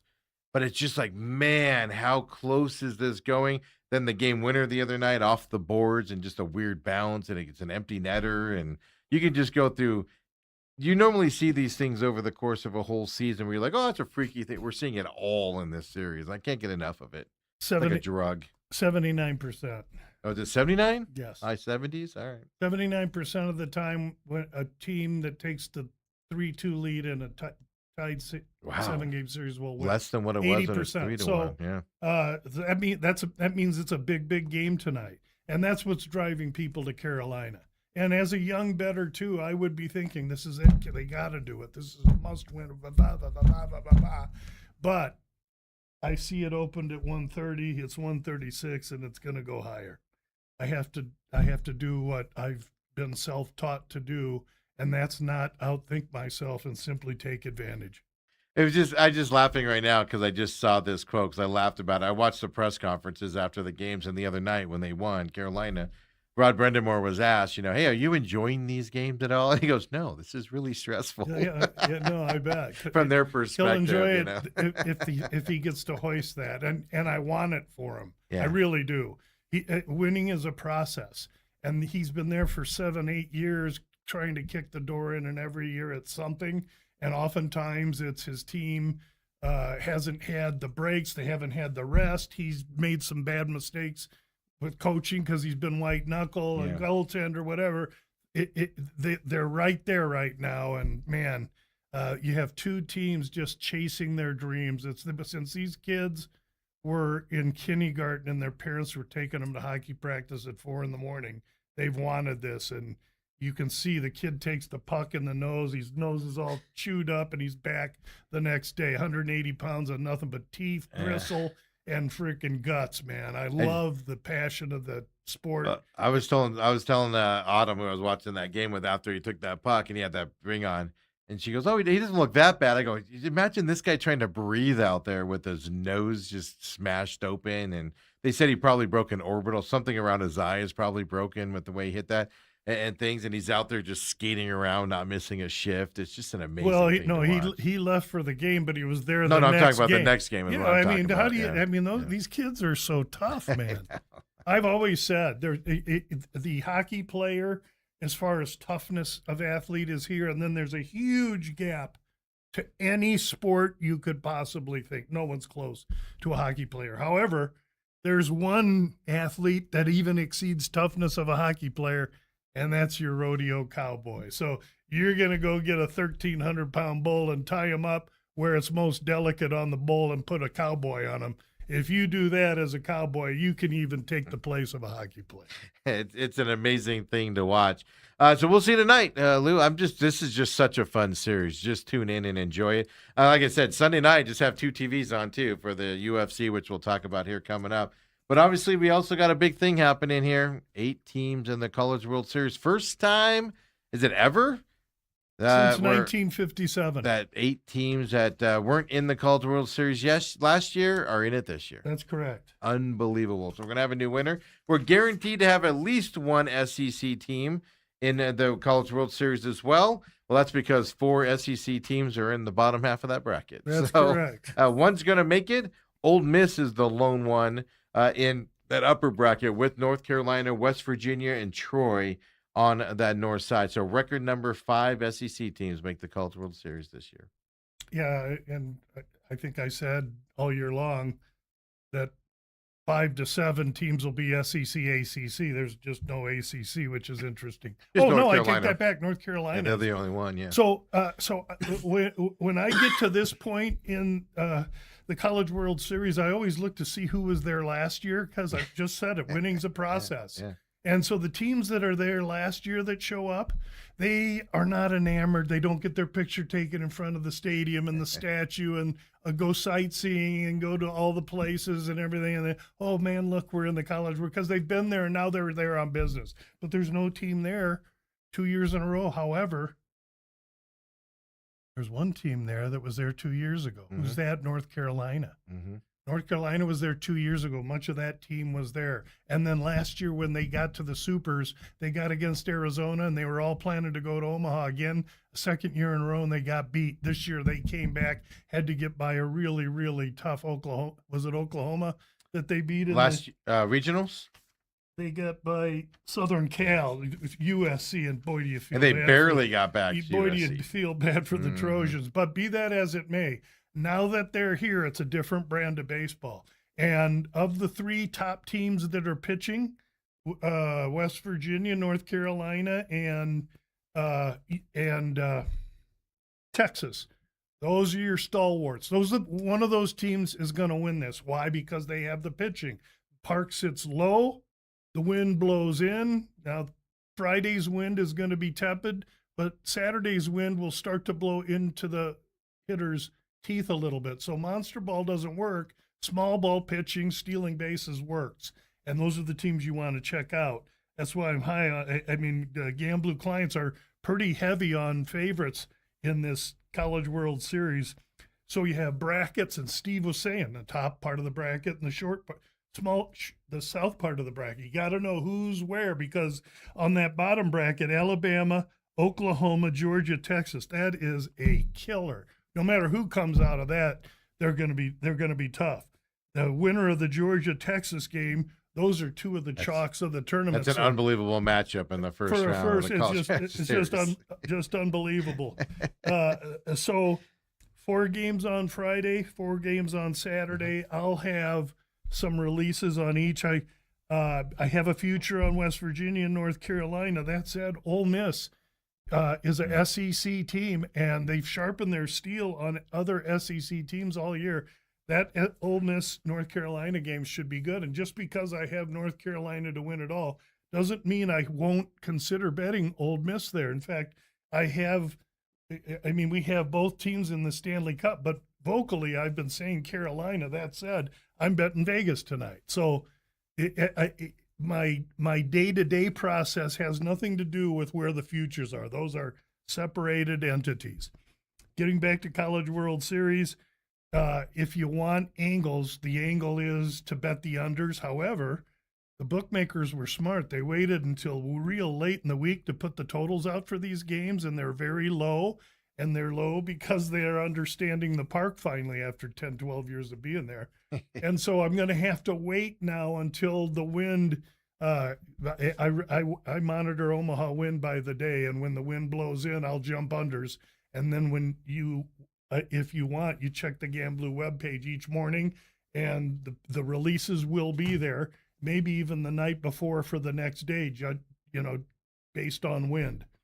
So everything I release will be on the webpage. I understand West Virginia and North Carolina game totals being 10.5, for instance. But North Carolina's 8.5. It's only 8.5. I understand those being a little bit higher, and things higher. to that. Those are pretty low for college. I mean, 10.5. That's what I mean, because they can put up a lot of runs, in a regular ballpark. They did so in the super regionals and stuff like that. But like Oklahoma, Alabama, Texas, and Georgia, 10.5 for Texas and Georgia. Those are in the regionals. Those are 13s and 14s. These numbers are 2.5, 3 points lower than the numbers we were looking at in regionals and super regionals. Why do they do that? That's the park. They're finally just figuring out the park. And it's got me a little frustrated. I expect a lower scoring game. Is what I I'm was getting at on that. expecting a bunch of 12.5s here, because if I'd have seen those at open, we'd have been on the unders already. Yeah. So, but if it was 12, you would have seen the unders. If I'd have seen 12, 12.5, I'd have been heavy on some unders. But we've seen 10.5. So I'm going to hold here a little bit. I may take overs, because the first day there's not going to be any wind. It's going to be perfect. So maybe we get with these low numbers, you go over, get a couple overs, and set up your under. I won't bet the unders till I know I got the wind in my pocket, and that's takes me time to check out the wind site that I got. It's placed right over the stadium in Omaha, so I can see what's going on, and it's been a winning recipe for many years. We'll see if we can squeeze one more year of juice out of it. Yeah, I think there's some monumental matchups that are going to happen in both of these brackets here in these games. So if you're a baseball fan, especially the way the Diamondbacks are playing right now, tune over to the College World Series Now Troy, first 30 loss team to make this tournament. Obviously, they're the team that you look at and go, kind of see. Is there any hope for Troy? There performing here? absolutely is. Troy is live. Those 30 losses came because they played SEC and ACC teams all year long. So they got all year long, they got their nose bloodied by all these teams that are in this College World Series or teams they played in their leagues. And so Troy absolutely belongs. And West Virginia is coming in on such a high. The only issue is if they trip against Troy. I can say this, in this tournament, if you're able to win your first 2 games, you'll play on a Friday, Sunday, and if you win Friday, then you win Sunday, you play Thursday. Yeah, you're off. So you're you're going to the zoo and you're eating hot dogs and getting ready and playing, pickleball with your buddies, while these other teams are going through all their pitching staffs in a double elimination tournament to try and get back there. So the teams that win their first 2 games have huge advantages over the rest of the field. Yeah, and you're going to get some good team. Like you said, Ole Miss. I mean, they're a snake in the grass. But then Georgia, Texas, one of those 2 teams is going to have to start off in the losing bracket, which puts them at a disadvantage. But they're talented enough to get through it, of course. But I mean, this is an amazing thing to watch and see how these guys battle through it. I like what I like about this year's College World Series is it is like, I know it's not new blood, but it is new blood. Oh, and it's wide World open. Series. It's really wide open. We've had a wide open. In the regional past, you go, Tennessee or LSU or Florida's in this now, so they can do you favor them. You just look at this and just sit back and enjoy what you're about to watch in these college games. Yeah, I totally agree. If you like baseball, and the Texas Georgia, that loser goes, then you because right now they're 275. Georgia is to win it all. Texas 275 or plus 3-1. But if they lose the first game and the other team goes to the winner's bracket, then the loser, let's say it's Texas, going to go to 6-1. That's when you might want to look at a Texas or a Georgia if they lose, because either one of those 2 are world-class baseball teams that could easily find a way to get through, especially Texas, because they're really deep with pitching. Mm-hmm. Again, Texas, North Carolina, West Virginia, those teams have top 15 pitching staffs, and a pitching staff in a large park with the wind blowing in is a prescription for Uncle Louie. So that's where I'm going. Likes to wear that stands there as well. This is going to be a fun. It's going to be a fun tournament. I don't remember. Normally, I just tune into the College World Series and I tolerate it and enjoy what I'm watching. But if there's some excitement behind it this year, just like I said, I don't know if it's new blood, even though it's a ton of SEC teams in it. But that's the other side. That's what I think. I feel bad because I know Oklahoma's good, Lou. I know they're good. But I'm just like, they aren't Georgia, Texas good. I think they're a step down from that. It's like, oh, those poor. Then you look at Troy. Well, they have each, like you said, they were Georgia Tech this. good. Yeah, well, and Georgia Tech was number 2 Yeah. and rolling over everybody. Yeah. So I wouldn't discount Oklahoma. That's what I mean. That's what I mean. You're looking at them and Troy, and you're like, man, but they can win a game in this. They can win some games in this. And it's just, you look at them as just an underdog with the talent. Then you got the West Virginia, North Carolina. Now, North Carolina had to come back from SC, win in dramatic fashion. SC kind of let them stick around and made an error, and then allowed them to win it. But then West Virginia's just dominating everybody, and you're like, can they keep it rolling? Right, because they come fun. in with all that mode. That's a great point. Meanwhile, Carolina comes in, maybe the team of destiny. Yeah, exactly. I mean, they have to think that. And again, they were there 2 years ago. That coach has the easiest job because they're there on business to win it now, not to just be there and have fun. They lost to Virginia. No, they beat Virginia in their first game. Then they had 2 losses. I don't remember who those teams were. They were 1 and 2 and then went home. What you don't want is 2 and barbecue, meaning you're 0 and 2 and you got to go home. There. So it's going to be a great event. This is going to be fun. It starts tomorrow, the upper part of the bracket. I call it the non-SEC bracket. That's got Ole Miss in it. Mm-hmm. It starts off tomorrow, then Saturday is that SEC bracket of 4 teams down there as well. So Gamblu.com, you go to College World Series and you hit the tab and you go to, it may ask you to put your email in. And don't worry, I'm not going to buy a building on your credit card. You don't even have to put a credit card in. Just put an email and a password and it takes you there. And then you can see what my positions are and you can laugh at them, bet them, or watch and see what they do. Absolutely. So do that. Of course, same thing with hockey. We got a few games left. But then also follow you on Gamblu on X as well. You do put stuff out there during like right there. I've seen a couple where it's like, oh, gotta pay attention to this. And because I'm public and not behind a paywall anymore, I use Twitter. And if you pay attention to me on Twitter, I'll make it a release and it gets recorded. So, if you should be following me on Twitter if you're reading the webpage and such, just for backup. Because sometimes in the middle of a fight card, if I want to add something, I may not go to the webpage because people aren't used to looking for it then, but they're looking at Twitter, and I'll make a live position there. Why? Because it's easy, it's live, it's timely, and it's time stamped. You can see what time and when I made the post, that you can say it's at least he posted it before the fight. If I could post my positions after all the fights were over, I'd go 95%, I guarantee. Wait, not only 95? When we come back, let's get into it. I do have one question about last week's fights, a couple of the fighters there, but we're going to mainly pay attention to this week's Freedom 250 coming up. Was it 7 on this card on Sunday night there at the White House? 7 and they're big fights as well, folks. So coming back, main event with Uncle Lou.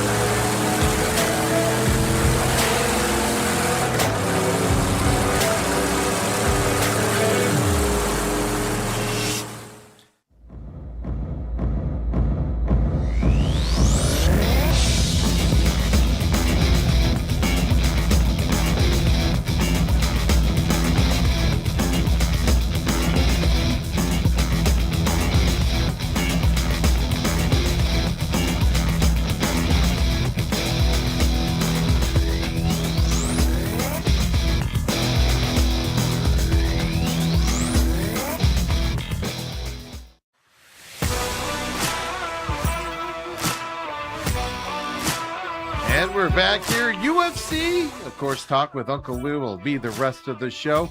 Big Freedom 250 fight this Sunday coming up. But first, I wanted to just a couple fighters last week, a couple fights I saw. And, obviously I listened to you last week with Dale. Baranowski, fought Tafa here in this fight. First round KO for him. He is an interesting character. I think of him a lot of just like a guy that goes in and goes, me hit hard, and then he just smash and he wins these fights. Is just his competition? This is the third time I think we've seen him fight recently. Is this just competition, or is he just this strong of a dude? And he's just beating guys that are talented and should be able to compete with him, and he's that much better, or is it a talent issue here? No, it's a little of both. Yeah. The UFC is deft in who they're putting in front of them. They're not giving them any freaking Cobra wrestlers just yet. But just understand that's probably what's coming. But this kid is a former gifted elite judo practitioner. We just haven't been able to see anybody fight with him long enough to get it there. This is a scary dude right here because he's got a well-rounded arsenal. We haven't seen him on the ground. He's wanting to get somebody that'll last long enough so we can take him down there. His last fight hasn't happened yet. His last fight, I forget who it was against. I remember him saying afterward, I trained to wrestle with this guy, and I didn't get a chance. He didn't. He's like, I beat him up too fast. He's got a grand. I said it now twice, once with him and once with Dale last week. The guy's got an iron jaw. He has tremendous will. He's got profuse power in his legs and his hands. and he's a gifted judo practitioner. He next to scary UFC fighter in the dictionaries, a picture of this guy with his ears down just above his shoulders. He's an unusual shaped guy. His head is and his ears, they look funny. And he may look funny. I ain't gonna tell him that. But he may look funny, but he's a bad hombre. Yeah. And so now they've ratcheted him up a few times. Now he wants a top 15 guy, and that's why they ratcheted him up, because they can advertise, hey, listen, this guy's 3-0. He's knocked out everybody he's been in the first round. Now we're going to give him somebody. The thing is that somebody in the top 15, they're going to say, hey, we want you to fight Ewo over here, and they're going to say, up yours. I ain't fighting that guy. So he's going to have a hard time finding fights, and so we'll see what happens. All right, yeah, but he's a scary guy. Yeah, no, he's one of those rare fighters that you watch him in the ring and you just go, okay, is this a competition or is this guy just dominant in there? And it's just you could see it. It's almost like those Mike Tyson vibes where you see it. He wins the fight before he even gets in the ring. It feels like he goes in and he's like I said, that one comment.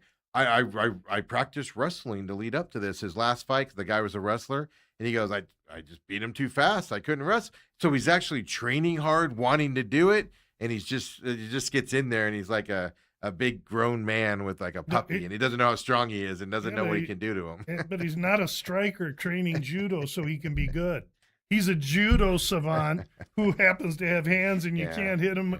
I mean, you could stand there with a baseball bat, hit this dude right across the forehead. He'll barely blink at you. I'm telling you, he is. He'll just stare at you. He's the real deal. Then you got Brendan Allen against Shabazian here in this fight. Brendan Allen, I know people are high on in the UFC. Hear a lot of hype up about him. Of course, third round decision in this fight. Was this a incident, in your opinion, on Allen towing around a little too much? Should have finished this earlier, or is it say what his competition is? Allen beat Shabazian at Shabazian's game, the stand-up. Another dubious, questionable mental decision by Allen, but that's okay. He does that every fight. That's why he only gets to a certain level. When he gets to the top 3, he can't beat those top 4 guys, the champ and the 1, 2, and 3. He's 4 to 8 in there, and he's a solid 4 to 8. And Shabazian's 12. So, and again, we had Allen Chagan. That now puts us on a fight in the White House card where we have both sides, and we'll get to that when we get to that White House card. Absolutely. And then, of course, the main card here, Muhammad and Bonfim. Bonfim ends up getting the win, unanimous decision for Bonfim in this fight. I believe this went off as close to a pick'em is what it ended up at there as well. Even the commentators were like, "Oh, let's just enjoy this bad boy in this fight." I was impressed with. I've always been impressed with Bonfim. To be fair, I was super impressed with him in this fight as well against Muhammad. Am I hyping him up enough after this victory? I don't know. I'm a Fade Bonfim guy. Yeah, we didn't see anything from Bilal.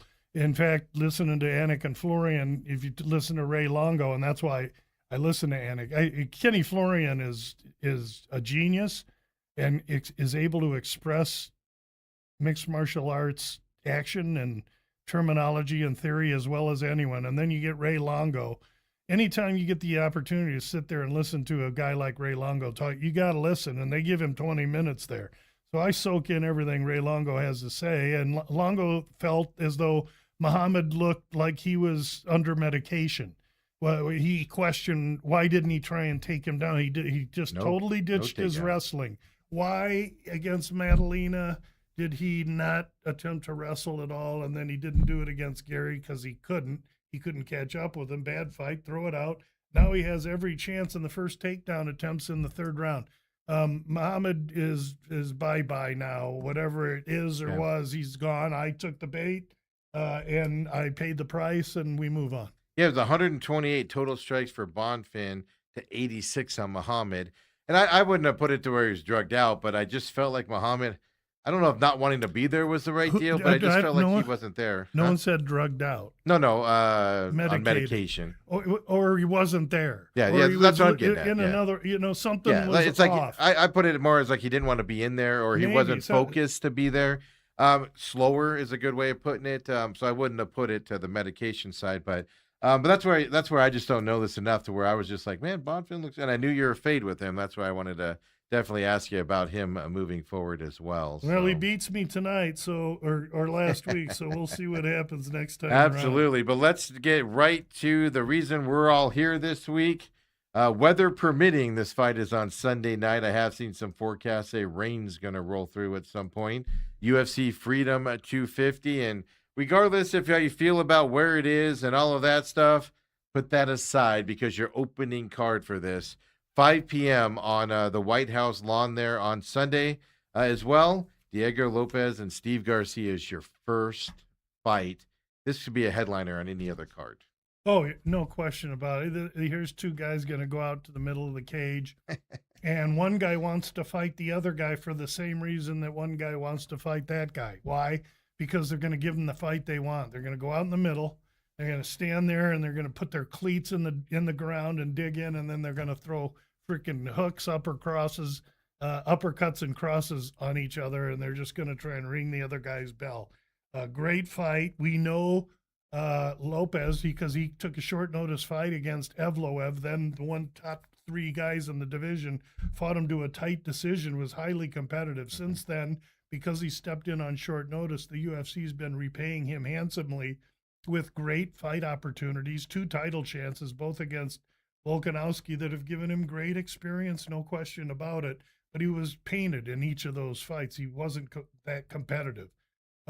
In between those 2 fights was a fight against a guy named Jean Silva that he won, but he was getting beat until he won it. And he likes the fight. He's more than willing to eat one to give one. And in his opponent, in Steve Garcia, you got a guy that hasn't been in with the same caliber opponent as has Lopez. But he's won his last 7 straight with ratcheted up competition, good solid competition. And in this fight, Garcia is going to be the taller man, slightly older, a lefty, and he's going to have a reach advantage of 3 inches. These 2 guys are going to go after each other. What I think for me makes the difference in this fight, and it's what I wrote on the webpage and for VSiN, is that this will be the 4th fight in 14 months for Lopez. And again, the other 3 were Jean Silva and 2 Volkanovskis. That's being in camp a lot. That's working hard a lot. There's not a lot of rest there. He's been spending a lot of time in Oklahoma working on his wrestling, trying to develop. And I think that he's packing a lot on his plate. Meanwhile, Garcia comes in firing fresh. He fought April of last year, and then in November he had a fight against Onama, and he just systematically took him apart in less than a round. A good, strong, tough fighter that can punch himself. So I got momentum and size with Garcia, and I have experience and level of competition with Lopez. Both guys strikers. Both guys will eat one to take one. We know Lopez has a great chin. Garcia has been knocked out. The matchmakers knew what they were doing putting this fight together on the first one, because it's going to be stars and stripes forever, baby. I took Garcia at plus 145 because of the momentum, and I think he's ripe, and I think Lopez could just be a little bit below Muhammad-like and a little bit slow and off because of the amount of high-stress activity and fights he's had in the last 14 months. Over under on this is 1.5. Over is minus 140. On this, like you said, Lopez does not get knocked out. I know Garcia can in this fight, but I see a long fight here. Now, obviously, it's going to be a battle and who can hang out to stand in there. You like Garcia overall, but that 1.5 number kind of surprised me a little bit with these 2 guys. But what do I know? I'm not the expert. Yeah, somebody's going to go. I don't know. Just a matter of when? I don't know. Okay. If I were going to play with that, I'd maybe play fight starts round 2. I don't know.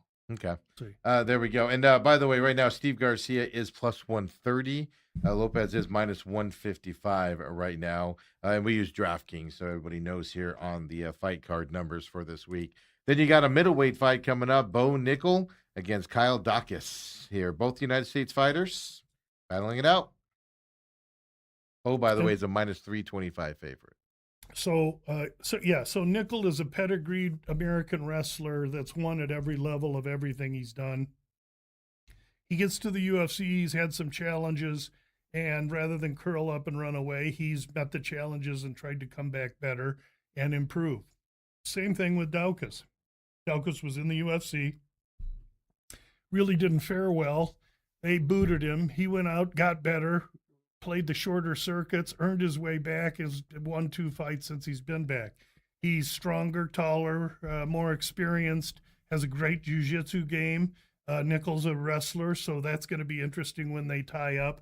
Here's a fight that they're trying to set Nickel up to win, and I get it. He's a slightly younger guy, but Daukaus going to be the bigger guy, and they're both lefties. It's going to add some complexity to it. Also, this is a fight that I'm looking at that I see some 1.5s here, but I see a 2.5 also. So again, Steve gives one book's numbers. That's great. You got to shop 2 or 3. Absolutely. If you're not, you're hurting yourself. Yeah. But DraftKings is the 1.5 right now, over 1.5. And so FanDuel's 2.5. So all you got to do is shop a little bit, okay? Because I like the 1.5 here because I think this fight is the one that goes to decision. I think Daukaus, a vote for Daukaus or a bet on Daukaus would be the over because you think he's durable enough to take Nickel there. I think Nickel can eventually put him away because that's why they put Daukaus here, to make Nickel look great. But I think Daukaus makes it a little bit tough, and he gets past, or he puts this fight into the second round. Quick question for you, because DraftKings, for instance, over 1.5 is minus 154 right now. That 2.5 number of FanDuel, do you have what that number is on the other side? I'm curious what the difference is. It's 158 under, so 160 on the under. Okay. I would still think that you could consider the over 2.5 too and get plus money. To me, the 1.5's the play.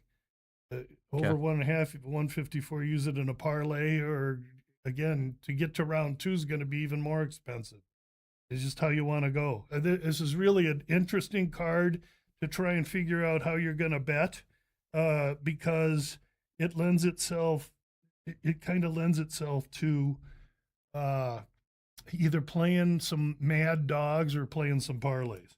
Let me ask you this, because this is a different setup outdoors, the hype of this event, does that go into kind of question marks? Who will wilt under the bright lights of the White House and who won't? Yeah, these are all named fighters that are really looking forward to this. None of them are going to wilt under the lights. However, some of them may have trouble navigating the bugs and the humidity. Yeah. And so there's going to be outside. And really, when we get to the Gaethje-Topuria fight, I'm dying for Gaethje to win the fight, but it's going to be so difficult. And then when I find, because I think Gaethje's got an advantage training at elevation, and then I look on the internet here today, and there's 5 days ago, here's Topuria and his camp training outside in the humidity in DC. Listen, this Topuria guy's a scary guy. Every person I trust in the UFC, every person I trust that handicaps the UFC that I've talked to, all believe that this Topuria is him, if you know what I'm saying. And I have to recognize that. That said, I watched Holly Holm beat Ronda Rousey too. So I can tell you right now, I'm going to have a small bet on Gaethje, but it's going to be small and recreational because I have to. I want Gaethje to win, but I'm bucking a big trend here. Yeah, exactly right. Well, let's get to we'll get to that here in just a minute. But Mauricio Hoofy. I know I always do that with him. And then Michael Chandler battling it out here in a lightweight bout. Michael Handler. I'm just kidding. No, I'm like that. I'm like, that's definitely Chandler. Don't do that to me, Lou. Don't do that to me. So we know Chandler. Chandler's a world-class wrestler that goes out there and never wrestles and just wants to go out there and ring the other guy's bell and ends up either ringing that bell or getting his bell rung. Hoofy is this young ex-fighting nerd now training in Australia. Long, tall, fast striker. Can Chandler get inside and mute the length and the danger in Hoofy? That's going to be the question. And what's going to happen when he strives to enter the pocket and has to go through the punishment that Hoofy's going to dish out? So these are the questions in this fight. Hoofy's a ridiculous favorite. Minus 700. Yeah, so I think in this one I wrote Chandler inside the distance plus 650. So I'm throwing a hand grenade here. You don't have to bet, but 20 cents, and you win 1.3 units. Okay, for 0.5 of a unit. That's my approach here. I'm going to have fun with this card. How you going to bet Hoofy minus 700? What are you, nuts? So I'm going to take Chandler. I'm going to take him the only way he can win, by getting on the inside and landing one or two. Or if he actually wrestles and takes this guy down, he could absolutely get on top and win this fight. So I'm going to take Chandler inside the distance plus 650 for a little fun and games. Interesting enough, over under on this 1.5. Under 1.5 is minus 130. They're saying that Hoofy's going to just go out there and knock Chandler's head into the 8th row. Exactly. That's what they're saying. So there we go. Josh Hokett, heavyweight battle here against Derek Lewis, who I like Derek Lewis a lot. It's just he's good for about 2 minutes, Lou, and then it's just exhaustion. Yeah, and that's what he's shown us lately. And he's, I actually, if you looked at him at the interviews and everything, he's considerably thinner than he was last time. He's coming more fit. And he says that all the time, but you're right. On his best day, he's a freak for 4 minutes, and then he runs out of juice. This Hokett is a clown, is what he is. However, he's highly athletic. He's an ex-football player. He's an ex-college wrestler, and because of the athleticism of the football and the brass tacks of the wrestling, he's got a freaking granite head. In his last fight, he beat a guy in Curtis Blades that not many heavyweights were going to beat that night. I came walking away from Hokett with a lot of respect. Hokett will either run for a round and then in the second round take Lewis down, get on top, and smother him, or he will immediately tackle him and take him down and smother him. I think it'll be the second. I think he plays with him and sucks some air out of him, makes the Black Beast sweat a little bit, and then in the second round, when Lewis is compromised, Hokett's going to take him down, get on top, and finish the fight. Yeah, over under on this one, 1.5, minus 210 to the under here in this fight as well. So all these 1.5s, and you know who did that? The matchmakers. Yeah. They're giving us some fire in this. Yeah, card. absolutely. So it is interesting hearing you say that and then seeing those numbers. Hokett is a minus 410 favorite going to this. I just think at Derek Lewis, in a normal fight, just wears down where he's just leaning on the guys there at the end and just, getting punches out there with strength, but he just slows down. Now you're outside, like you said, in the humidity, the heat. If it is kind of a rainy type day there, like there might be expecting it, obviously humidity will be a little bit higher. And I just worry about his endurance. Yeah. If in indoors he struggles with it, to going outdoors. Yeah, but you got 3 minutes to be able to have to wade through when he knows he's going to go out there and try and touch this kid. Let's not forget that this kid 4 months ago got his brains beat out by Curtis Blades. Those guys both, he was definitely concussed, and he's coming back pretty quick afterwards. And Lewis holds the knockout record in the UFC. So again, someone's going to sleep here. I'm just thinking that it's probably going to be, Hokett. So, you put Hokett together in a parlay with nickel, you can get like close to even money, 1 to win 1. I'd consider maybe looking at something like that. Perfect. And then we got the local. Excuse me. You say Hokett? That last parlay, I missed a leg. So we're going to use those two with one upcomer. Go ahead. Right, so nickel, Hokett, and you're going to add one more to that coming up. But we got the local kid, Sean O'Malley, getting back into the ring against Zahabi here coming up. And Zahabi's a Canadian fighter. Zahabi's a Canadian. He's earned his way here. He's got no power. He's got good hands, great movement. He's athletic. He can wrestle. He's a top 15 fighter in the division, maybe even top 8 to 15. O'Malley's world class. He's long, he's tall, he's fast. He's there so that they can get momentum behind him again. He puts tremendous butts in seats. This is a setup fight for O'Malley. The UFC wants O'Malley again in a big championship fight because they're after ratings. We know this. And so now we're going to take O'Malley at 440, and we're going to acquiesce. We're going to go O'Malley + 4 at minus 440, Hokett at minus 410, nickel at minus 325, and we have one more leg coming up. And when we get there, I'll tell you what that one Going is. a four-legger, huh? We're going to on do this well. one? What we're trying to do, if you see those three favorites, we're just trying to go favorite, and then walk into a big bet, and we'll see what that is in two fights. Yeah, perfect. Then next up, you got Alex Pereira against Gagne. Brazil versus France fighter here in the Freedom 250.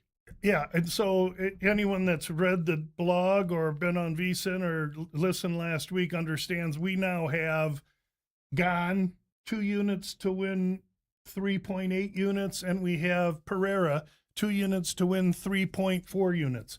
So we're going to lose 2 units, but pick up 3.4 or 3.8. So we won money on the fight, and I'm tickled about that because there's a lot of questions in this fight. And the questions are this: how does Pereira, under the new weight in a 5-round fight, deal with a guy that's a natural heavyweight, that's very athletic as a natural heavyweight? He's been in there with Aspinall, John Jones, other killers.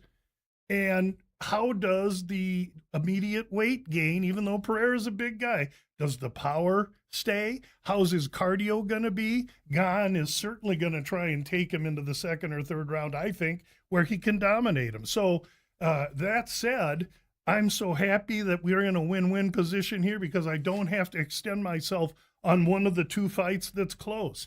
I would like to see Pereira win, but I think it's a tall task to ask a guy to go from, and he was never an 85er, he did superstar weight cuts to get there, to go from 205 to heavyweight and take on this kind of a guy in 5 rounds outside humidity. I'll be rooting for Pereira, but I just think it's too much to ask. So I'm leaning towards Gane here a little bit. Yeah, I mean, it's minus 112 for Gane, and it's Pereira's minus 108. Yeah, so they don't know either. Nobody really knows. Everybody has the same question. How's Pereira going to be able to transfer the weight to heavyweight and past 5 minutes into the second, third, fourth round? We're all going to learn. I'm going to learn while making money, and I'm happy about that. Over-under's 2.5 on this fight, minus 166 to the over right now on, like I said, DraftKings here as well. Interim heavyweight title fight here in this fight. Excuse me. Yeah, there's 2.5s and 3.5s out there. There's a 3.5. So a 2.5, I think it could go over. I think 2.5 could go over. 3.5 is making it tough. 2.5, I lean over pretty good here. For that fight there, and that's a 5-rounder, being a Yes. title fight as Yes. well as the co-main event. Then you get the one you've kind of alluded to already and told us about, the lightweight title bout here. You got Topuria and Gaethje battling it out. This is just gonna be a fantastic thing to watch. Yeah, I don't like Topuria's smugness. I don't like his cockiness. He's earned the position to be all that by his body of work. I'm not disputing any of that. I'm not disputing he should be a favorite. But he's a Spaniard coming to the White House for a great opportunity, and he's fighting a kid from Stafford, Arizona, who's an All-American kid, 30, almost 8 years old. He's going to Gaethje is there to represent America. He's there to represent his country, his parents, and we're going to get the best fight we've gotten out of Gaethje ever. And Really? 'Cause everyone his last fight I know, was pretty good, Lou. Huh? His last fight was pretty dang good. Well, for his him. fight against Humbly. Holloway wasn't that good. So, I mean, and he's had a bunch of fights and he's incurred a bunch of damage, and that's what people are saying. But he's much bigger than Topuria. Topuria is much faster, much quicker, better footwork. I've gone back and forth with all the savants, okay? And I get it. And I have to respect Topuria for what he has, but I've seen funny things in fights. So here's our bet, okay? We're going to go early, and we're going to take nickel. He wins, bingo, we roll into Hokett. He wins, perfect. We roll into O'Malley, and he wins. That's our foundation. We got to get those 3 guys in. Then our 4th leg, Gaethje, via KO, submission, or DQ. That's a plus 600. You return 13-1 on that. I'm not suggesting you bet 1. I'm suggesting you can bet, a quarter of a unit, and you can win 4.2 units. So here's a bet where you can bet a small amount to win a huge amount. But in the main event, you're going to need Gaethje to ice this kid. Do I think it can happen? Hell yes, I think it can happen. Do I want it to happen? You're F&A right, I want it to happen. Will it happen? Probably not, but I'm going to set the table with that kind of a bet. And between that 13-1 and Chandler inside the distance, I'm thinking maybe I'm going to catch some lightning in a bottle. How about Lopez Garcia doesn't go the distance? That's a minus 245. And I parlay that with O'Malley and Zahabi does go the distance, minus 160. There's a 1 unit bet for that returns 1.3 units. So those are what I'm looking at for this card. I'm going to have a little fun. I'm going to try and make money with some of these parlays. And if a big upset happens, let's just hope it's Chandler or Gaethje. Absolutely. And I don't know, just the way Gaethje beat Pumlet in that fight just showed me something. I know he's had bad ones in the past and stuff. To at least hang in there here. Over unders 1.5 in this. Over and under are both minus 115 going into this fight as well. So yeah, could go long, could go short. I lean over, but you know. But that's unusual though with the minus 520 favorite going into it. Usually it's under. They're telling you he's going to go in and just destroy him and stuff to that effect. So it is interesting how they're playing that side of it. But yeah, Tapuri is a minus 520 favorite right now on DraftKings here as well. So there you go, folks. Big fight Sunday night this week. Don't forget, About Business comes out tomorrow, or excuse me, Saturday morning there as well. Are they doing the weigh-ins outside on the lawn, or is it someplace else? I don't know. They're Saturday. They're Saturday. know. Everything's off with this card. I'm just happy to know that my buddy John Morgan told me they're Saturday. I got to figure all that out. It's like, what's happening? What's going on as well? And then, then after this weekend, we go back to the Meta Apex there for the following week. Take a couple deep breaths before we go to the Middle East there as well. Is there one next week? Yeah, June 20th, Apex. I was surprised by that too. Kopp and Horiguchi. Okay. Yep. And then we go to the Middle East for a fight there, 8 a.m. fight there coming up on the 27th. Boy, they're killing me again with these fight cards. And then I get the 4th of July off. Okay, that's you get that one off. But then you get the McGregor-Holloway 2 fight on July 11th. So just giving you a preview here of what's coming up on the fight cards. Yeah, we hope we get McGregor and Holloway. It's scheduled coming up as well. Lou, appreciate you coming in this Thanks week. for having me, Steve. It's going to be a fun weekend here. Sunday's packed, folks. Hockey, UFC fights, all the fun stuff. So, everybody, we'll see you next week as well with Uncle Lou. We'll be back tomorrow here on the show. Of course, 8 o'clock. Come join us. Also, let me just check here. Don't forget, follow us at TME Media AZ on YouTube, where we're live as well. Join our comment section. Those of you that have questions for Lou, check in there starting next week when we're back. I'll see you then, everybody. Have a great Thursday night. Forgot what day it was.